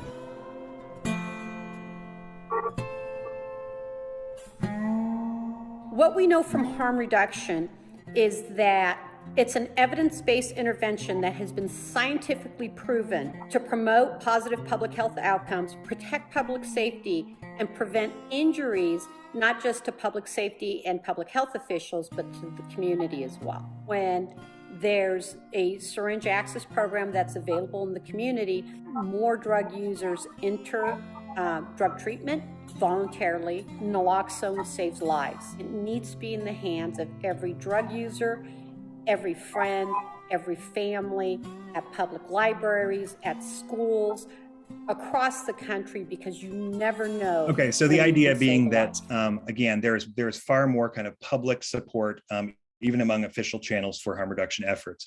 I do want to move along here because I want to get the opportunity to get to some of the stigma reduction efforts, even though we're running a little late because of my disruption. But some examples of harm reduction efforts that we do use for people who use drugs: Narcan and naloxone training and distribution. We've already talked about that. So Narcan, and that's true through syringe exchange programs. It's true through the options program. It's also there are a number of city public health departments that are distribution points as well, and from peer-to-peer distribution efforts. Getting naloxone into people's hands has been a major effort in the state. Syringe exchange programs. So in the state of Maine, there are a number. I think the last count was 18 syringe exchange programs throughout the state. I actually opened the first CDC licensed syringe exchange program in Mid-Coast Maine in Belfast through Health Equity Alliance. Health Equity Alliance runs a number of the syringe exchange programs. There's also more medicalized and kind of sanctioned ones, like Maine General has a syringe exchange program. There are more kind of peer-focused ones, like the Church of Safe Injection and Maine Access Points collaborate to run an exchange program as well. But the important thing to know about syringe exchange programs is that they're not just places where sterile needles are distributed and used needles are collected. They're also resource hubs where, when somebody is looking for help, they can come and be directed to to services that will be helpful. There are places where HIV and hepatitis testing are done free of charge. There are places where other drug supplies, again, so you can see distribution of other safe use supplies, where fentanyl testing strips are distributed, so that somebody can tell if there is or is not fentanyl within whatever drug they happen to be using. But then also some syringe exchange programs, not in Maine, but a number of syringe exchange programs also help with other drug testing kits, so you can test a supply to see what drugs are actually in the drug supply, and that's often part of the safer use education efforts. So safer use, we don't say safe use because there obviously is no safe way, for example, to use heroin, but not using alone, doing drug testing, doing drug supply testing, knowing your source of testing, knowing your source of drugs, and even things like how and where to store drugs to keep them safe, for example, from children, is part of safer use drug education as well. Distribution of condoms and emergency contraception. So condoms, dental dams, lube, Plan B, things that will also help reduce associated risks with drug use. So because we know that the sexual transmission of disease and of STIs is a real concern among populations of people, especially of people who inject drugs. So medication for substance use disorder, so things like Suboxone, methadone, naltrexone. Decriminalization efforts are considered part of harm reduction efforts, as are drug diversion programs, as I mentioned earlier. PEP and PrEP, so prophylactic treatment for high-risk individuals in terms of the spread of HIV.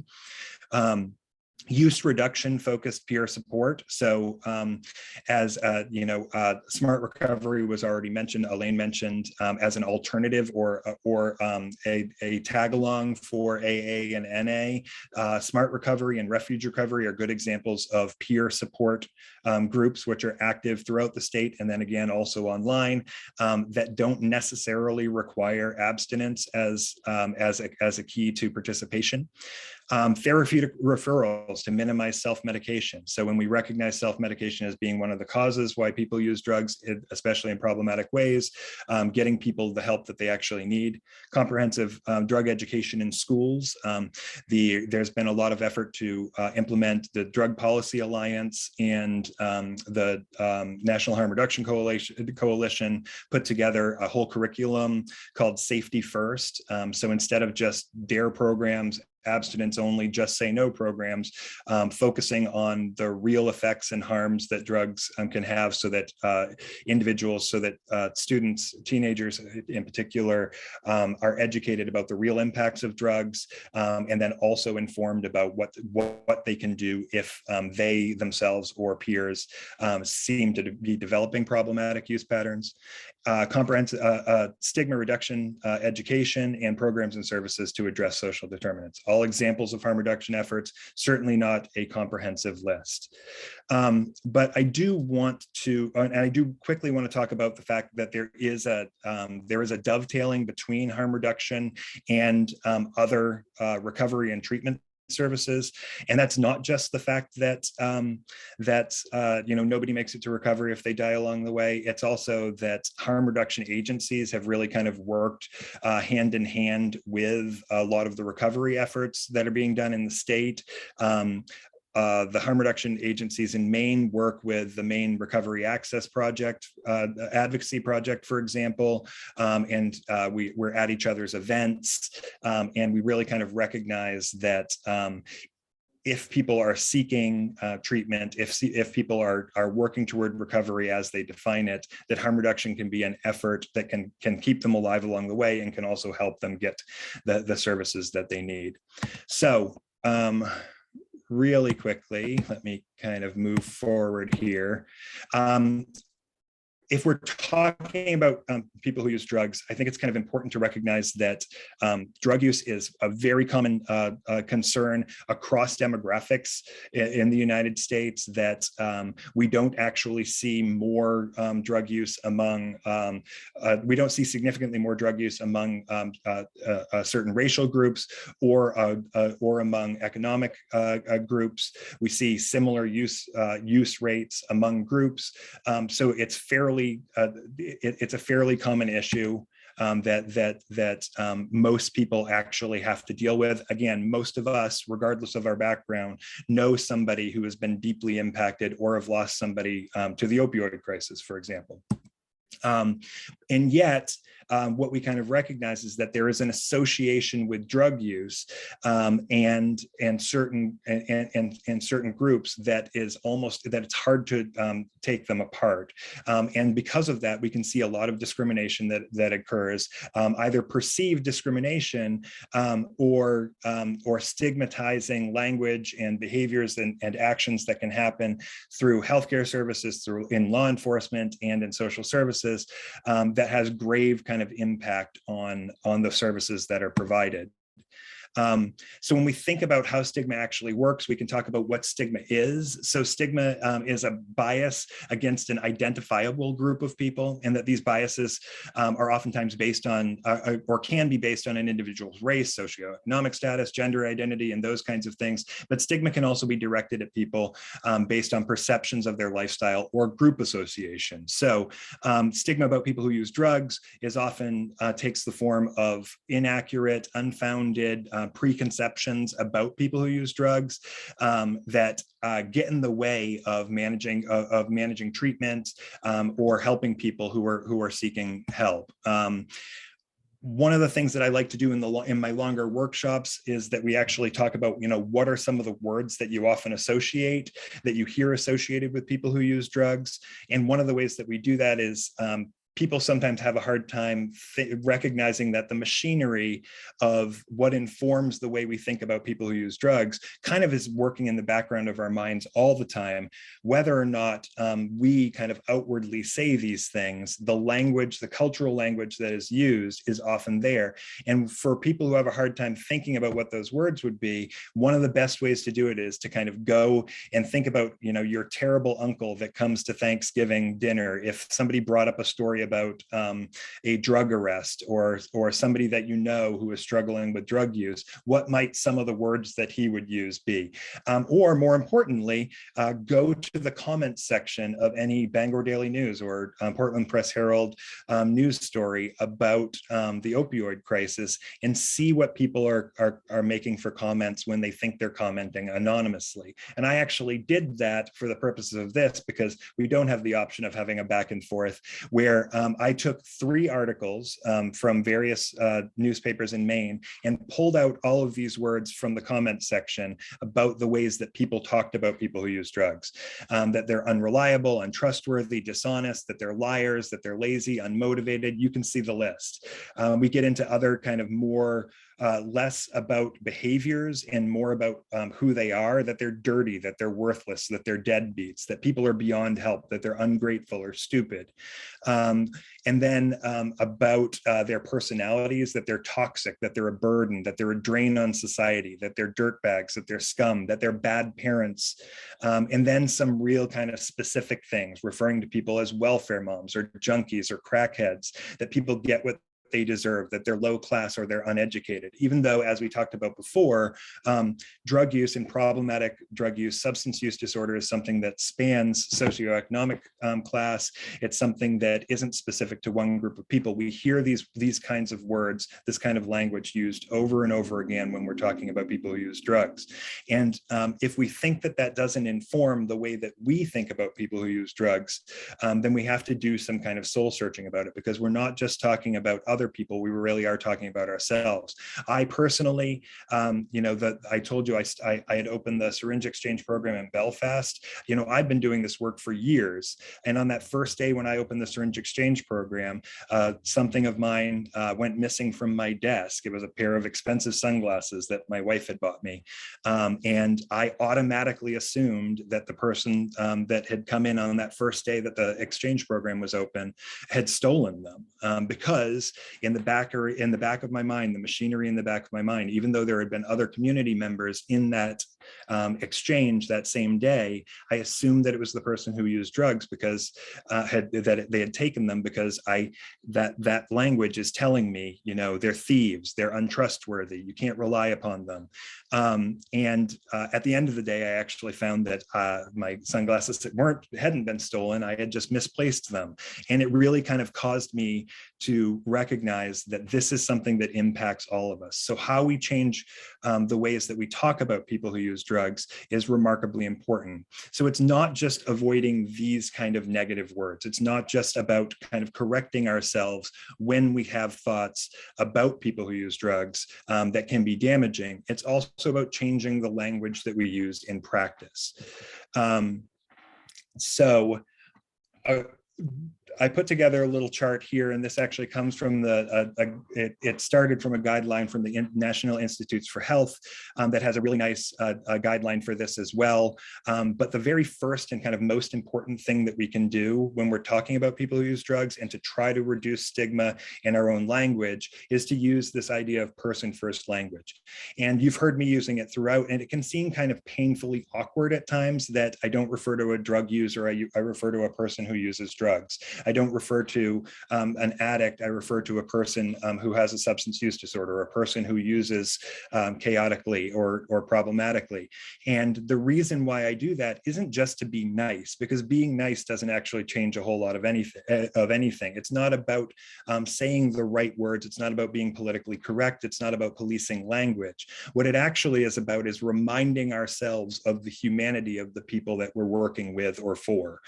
So if we're a healthcare provider and we're working with a patient, thinking of that person as a person and a patient first and not as their substance use disorder is remarkably important. If you're answering the phone and you're trying to help somebody who is struggling with problematic use, thinking of them as a person and not as the problem that they're presenting is very important. So you can see this chart and it gives some alternatives. So instead of saying the word addict, use person who uses person with a substance use disorder. Instead of talking about a user, we can talk about a person with, for example, opioid use disorder, or a person with an opioid addiction, if the substance they're using is opioids.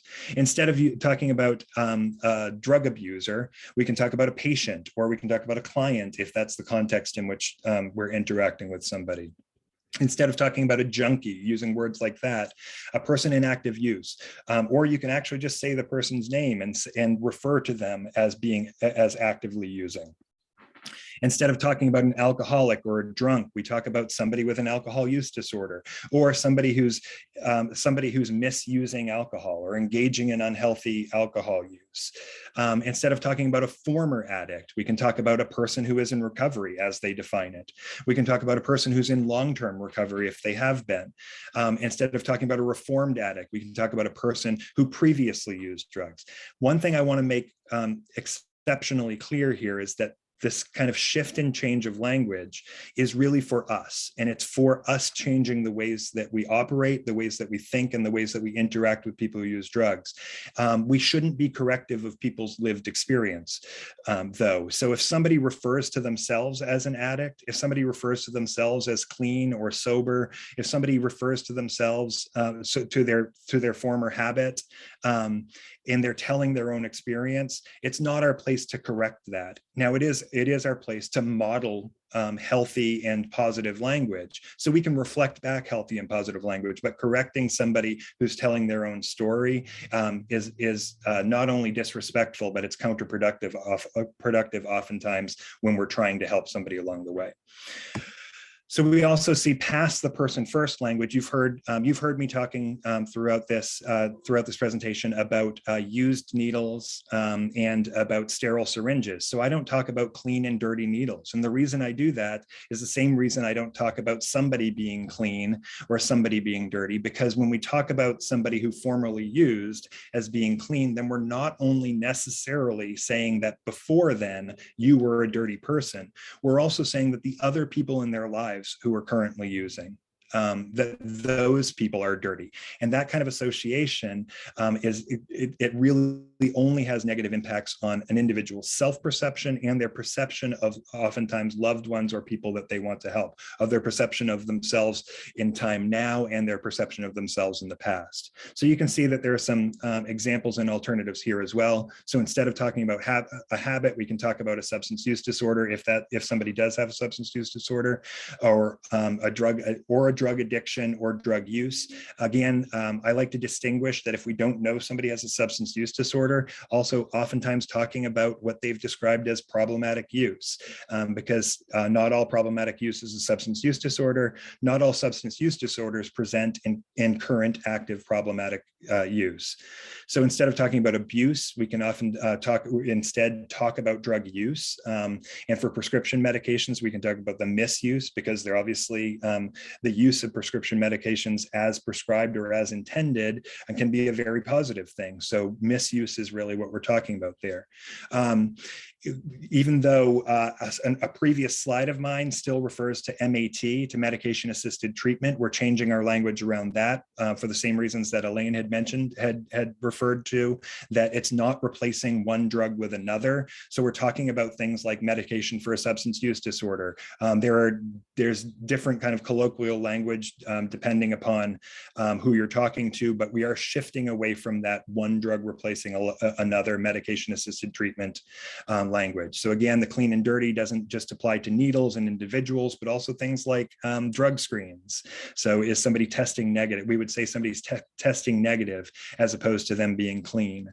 And then a really important one in relation to what Elaine was talking about earlier as well, with pregnant people and drug use, and then as well with postpartum, the discussion of postpartum effects, that we no longer say things like addicted baby, or certainly not things like crack baby.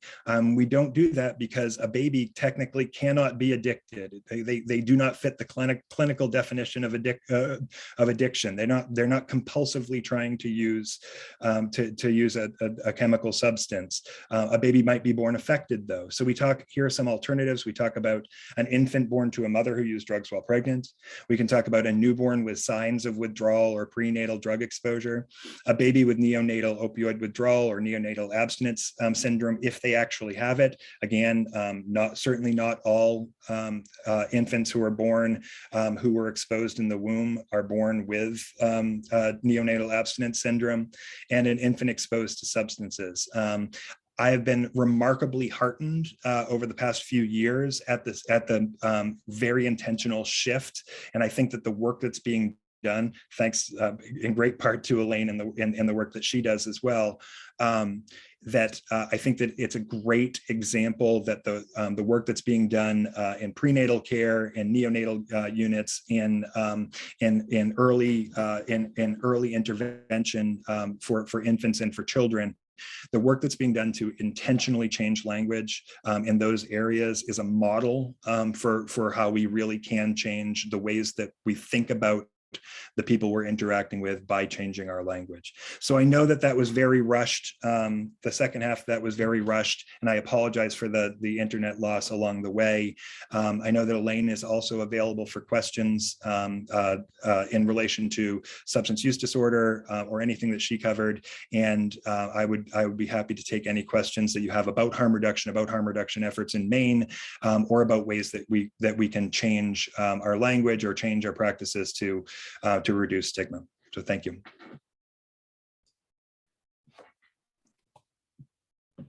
Thank you both. That was so helpful. And I know we've done at 211, we've done work in reflecting on how even how we list resources on our website or categories about really, intentionally that shift in language. So that was really helpful.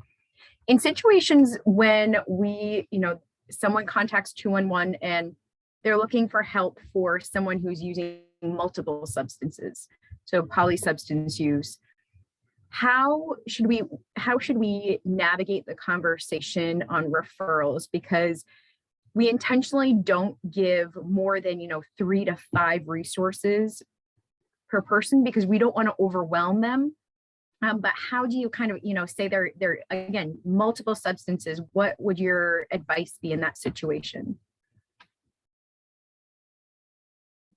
I think I totally appreciate what you're saying, and they're going to present with multiple substances. I mean, I guess I would think of targeting predominantly either the opioid use disorder or the alcohol use disorder, mostly because those are the most treatable and we have the most options. And like I sort of go back and forth a little bit on which one I would pick first, because opioid use disorder, in some sense, the medications reduce the mortality, and also getting the naloxone and other things so dramatically. But at the same time, alcohol withdrawal can be really dangerous. So I'm sort of like stuck on it. But those are definitely the two I would target together. And if someone is really in a bad space, I mean, going to the emergency department is never really a bad idea, because they can also connect folks with resources. And hopefully, as I said, at least half the hospitals are doing ED inductions onto buprenorphine, and we're hoping we get to closer to 100%. So there should be a treatment pathway. And I will say most of us, technically the MOM program is Maternal Opioid Misuse Initiative, and that's the federal funding, but all of us are doing polysubstance use, right? You can't see one or not the other. The frustrating thing, as I mentioned, there's just so few good options for stimulant use disorder. I'm seeing a lot of stimulant use disorder with alcohol use disorder without this opioid use disorder. So there I'd probably really target the alcohol piece. With that said, though, worrying about exposure to passive fentanyl. So that's probably not really a very helpful answer, but that's at least what I would be thinking of. Super complicated, no question. And the options piece is always a good one, just like always a good one, because that can connect somebody with kind of ongoing support and help triage. And sometimes it's going to be how quickly you can be seen at each place, right? And that piece. And go ahead, Duncan. Yeah, no, I'm just to agree with what you're saying, that the options piece is great. So I would say that knowing who the options liaison is in that county is remarkably important, and that if you can get somebody into a conversation with one of those liaisons, they are trained in motivational interviewing, where they're going to be able to suss out more kind of what the areas of concern are, and then getting them into the resources that are helpful. I mean, realistically, though, as Elaine said, once you get, if somebody is seeking help and they're trying to and they get into the office of a caring provider, who regardless of what they're seeing them for, at that point, if you get them into a caring provider, then it's going to multiple things would be addressed at the same time. But the other thing that I would throw out, I'm sure that you do for folks who are fielding calls, I'm sure that you do trainings on motivational interviewing. You're not going to get to all the information, but getting to a point where you're able to with you and give you more information can help you make that decision.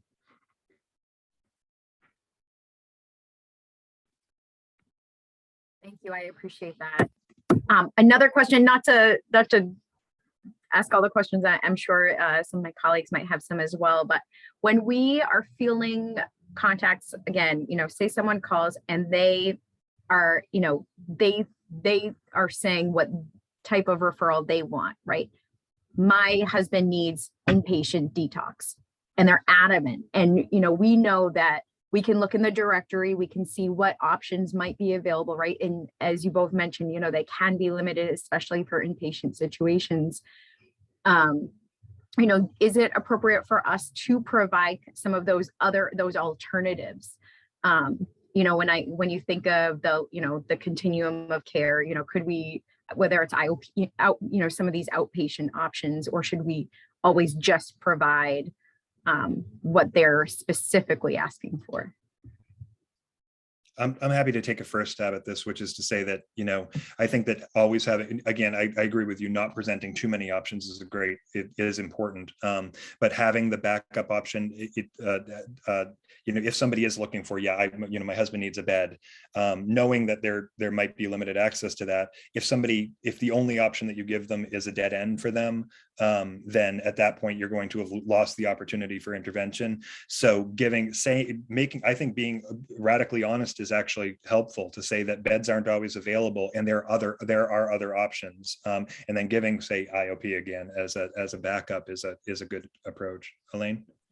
I totally like that answer, and those other resources should also be able to identify when something is not something they can handle, right? So even if they get set up with an inappropriate or unsafe level of care in some way, they can always kind of refer internally or set something up. But I like that. Yeah, and the other thing is, I would say the spouses often don't know what the partner needs, right? So it's like that part's always like, they may not actually even need residential. And I run into that a lot when it's like, I'm not going to let my daughter take Suboxone, but you have to have that conversation about what Suboxone is, those types of things. So I think a smallish number of a lot of different types is actually probably potentially the most helpful, particularly, again, access being the big piece. I appreciate the question and the answers too. And I mean, that was where my head was at too. A lot of the feedback we get, or some of the interactions that we have at 211 are, elevated callers.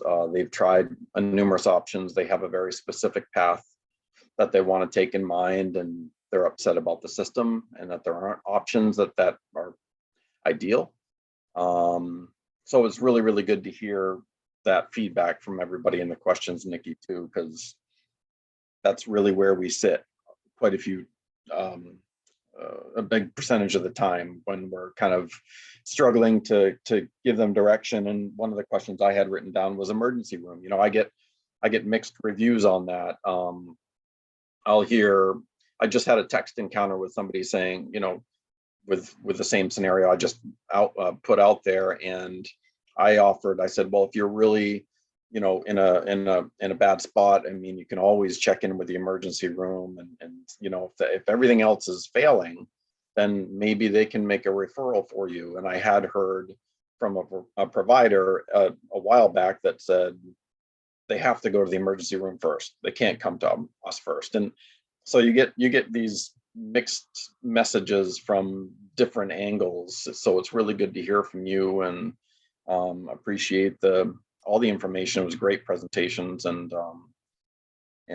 just that was my thing, is I just don't want to tell staff to encourage people if it really is if we're giving them a dead end, for lack of a better term, then you can always refer them to the emergency room. We don't want to increase the traffic over there, obviously, but it's good to know that we're not misplacing a referral by saying that to somebody. Well, one thing that I would add is that that I had planned to cover if there hadn't been the disruption was that Maine has a remarkably robust network of certified recovery coaches as well, which are a great resource. And your options liaison can absolutely connect you with them. So connecting somebody with an options liaison is oftentimes one of the first things would be connecting them with a recovery coach. And the recovery coaches it can be a bit of a misnomer, because they're not just helping people who are already on their pathway to recovery.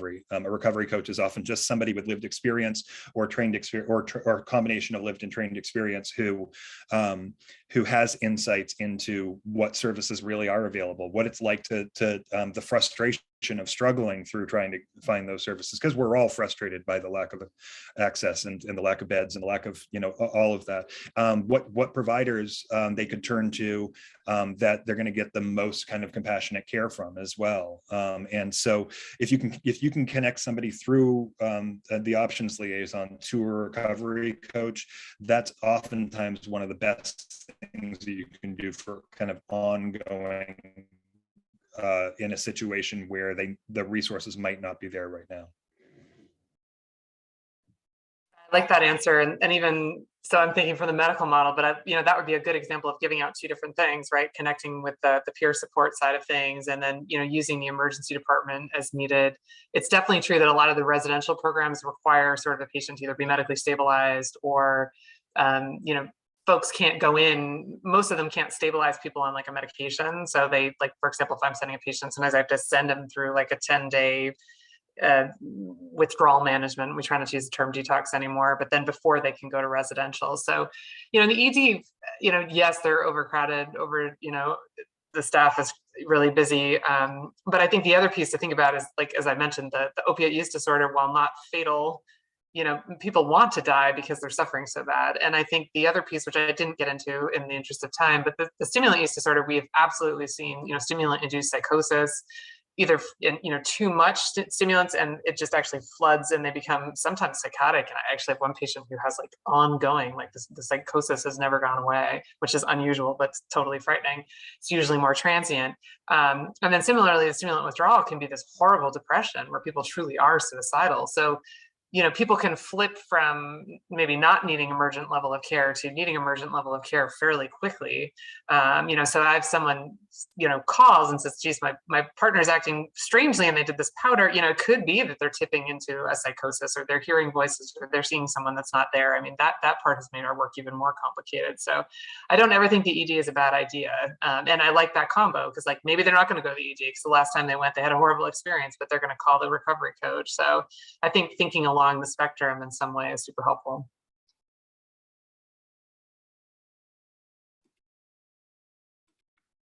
Another question, as we were going through, aside from stigma, right? Someone overcomes the stigma, is in a place where they're ready to reach out for help for themselves or someone they know. What are some common barriers to accessing treatment across the spectrum that you've noticed, so that, from the 211 lens, what other potential referrals could we make in addition? So, whether it's transportation, housing, what kind of combinations are you seeing?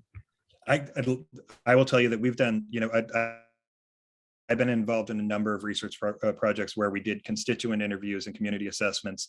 And from the constituents' perspective and from providers' perspective, you name them. So transportation and housing are the major obstacles, and they're an enormous deficit. So if you can not only help somebody get to the provider that they need in terms of getting them an appointment with them, getting them a contact information, but help them also know how they can overcome the transportation barrier, how they can get a ride there, and also how they can pay for that, helping connect them, obviously helping somebody connect with main care if they're main care eligible and they're not covered, before they make a connection, because people can get service can be disrupted, and people can get massively discouraged if they're told, yes, you can go see this person or this organization and they can help you, but they have no way of getting there and no way of paying for it. They just won't go. Yeah, I totally agree with that. And I think that I'm thinking insurance from the piece of the medications perspective too. Like if I see a patient at MaineMed, I know somebody's worrying about the insurance over here somewhere, but that, it's the going to the pharmacy and being able to pick up the medication that can be the super limiting factor. And particularly for people coming out of jails, because they may have burned whatever family bridges they had, beforehand. And so oftentimes I'm strategizing, like, who's going to give you the $20 to go get this medication, right? And who's going to give you the ride to the pharmacy? So don't think that we don't do this all day too. It's the same type of strategizing on the ground. Those are the big issues. Well, in the housing piece, I thought of, especially Elaine, when you were talking about those dopamine triggers. So it could be, the ding of the phone, or, if you're living in a situation where you drive past your dealer every time you go home, or your dealer knows where you live, so they will come to your door and say, oh, I've noticed you haven't been around. So I imagine sometimes someone would come to us looking for help, ready to engage in treatment at that point, but knowing that going home isn't, where they or wherever they were staying is not the safest option. Yeah, and the recovery residences, I think, also play a role there. But it's real. And, I was sitting with a patient last week, somewhat similar situation where he's trying to stay on track, like working his tail off he's recently out of jail, trying to get custody of his child back. And someone came to his house who, is a longtime friend, but he knew that they were going to go use drugs if they left together. And the person refused to leave the house. And he basically said, Elaine, they only left because I said, I'm going to call the police if you don't leave. But to get to that, I mean, all that went into that, because this guy wants to go use drugs, right? So he's saying no to his brain, plus he's saying no to his closest friend. But that's a hard situation to be in. And he had to go to, like, I'm going to call the police, which is not something generally that people in recovery want to do. And so, because they just had a run-in with the police and they got arrested, right? So it's really complicated for folks. And yeah, I mean, look, the residential and back to where they came from is not helpful in my mind. Like, you put them in a 30-day inpatient, anyone can, stay on track for 30 days if they're living in a totally different place. It needs to be a transitional plan out of a residential to a high intensity, maybe outpatient program, but also in a place where it's safe. And patients know, they're like, I can't live in Waterville, or I can't live in Augusta. Like, they just know because of their experience. Yeah, and I would add that from a harm reduction perspective, like one of the ways, and Elaine and I have obviously both worked with incarcerated folks and formerly incarcerated people. And one of the hard things about transitioning back into the community is that oftentimes people are going back into households where they know that their wife is still using, their mother uses, their whatever, they know they're going to be living with roommates who they know are people who are still actively using, and it can be a hard thing to navigate because they don't we don't really have a system of other options for people. But that said, I mean, obviously, reentry, having good, robust reentry programs are important. Having good reentry plans are very important. And there's been a lot of work to done with that. But from a harm reduction perspective, one of the things that it may seem counterintuitive, but one of the things that we've actually found that helps people feel more safe is that if they know they're going to be going back into a household where there are going to be people actively using, and they want to maintain it they want to maintain their abstinence themselves, then them being able to take care of other people sometimes is helpful. The fact that, like, we're sending them home with Narcan because it's going to make it a safer environment for them if they know they're going into a house where somebody is using. If we're if we're setting them up, we're also sending them with fentanyl test strips, and we're doing that not because we think that they're going to use again, or because we're okay with the idea of them using again, but because if they're going to be around drugs and there is a chance that they're going to use again, them helping their roommates, them helping their family members stay safe is a way, in some ways, of helping them stay safe as well.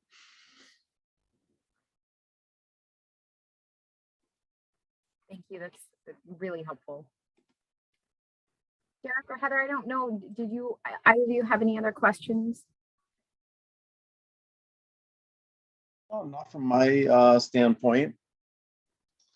Yeah, not right now. I feel like a lot of what I came into being curious about was definitely very well presented. So I am interested in going back and looking through some of the links that were provided, and making sure that, if there's anything that we need that we don't have in the database right now, that, we can start putting that in there, coordinating with resources. But it was a great presentation, really honest and really revealing.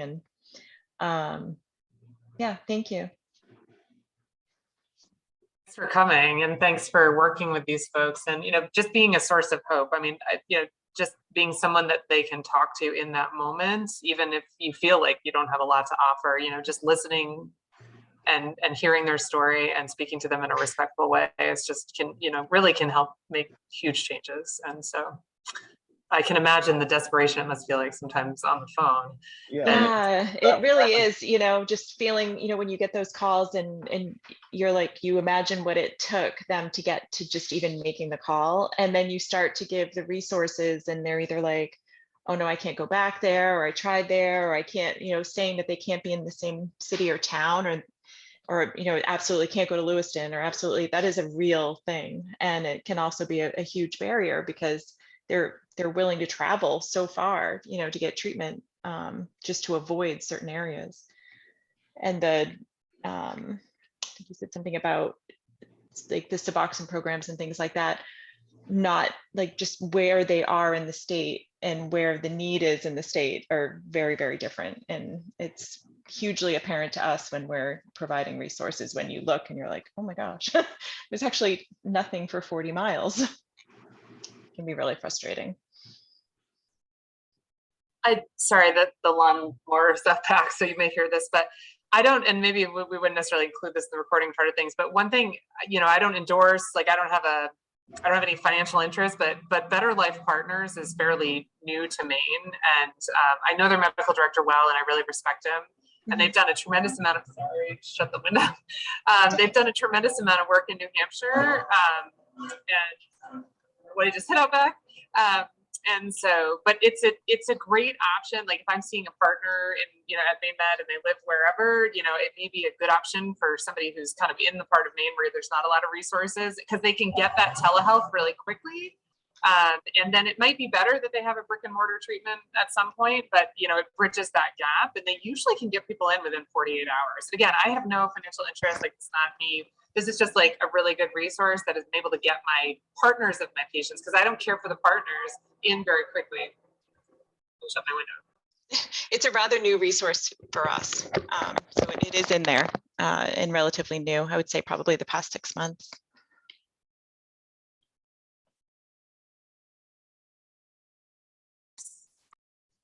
Yeah, so I would just also want to kind of reflect what Elaine said, and I just want to say that I'm heartened to know that you're doing this, you know, because this service could absolutely easily be, you know, the phone equivalent of searching through a resource guide and just, you know, handing people phone numbers, and the fact that you're not just asking, you know, who you should be referring folks to, but how and why, and the fact that you're asking yourselves those questions means a lot. I think it really kind of shows an intention and a deliberacy that is important, and I respect it. No, I appreciate that. And I think one of our weaknesses, and mine for sure, is just like, okay, well, we have, you know, residential, sober living, inpatient, outpatient, intensive outpatient. It's like for our staff to really like say that's this lane is it would be a really heavy lift, but the more we get exposed to it and more we get to listen to you folks, you know, kind of explain how you're doing things, and the difference between everything is really what we need, you know, so appreciate it.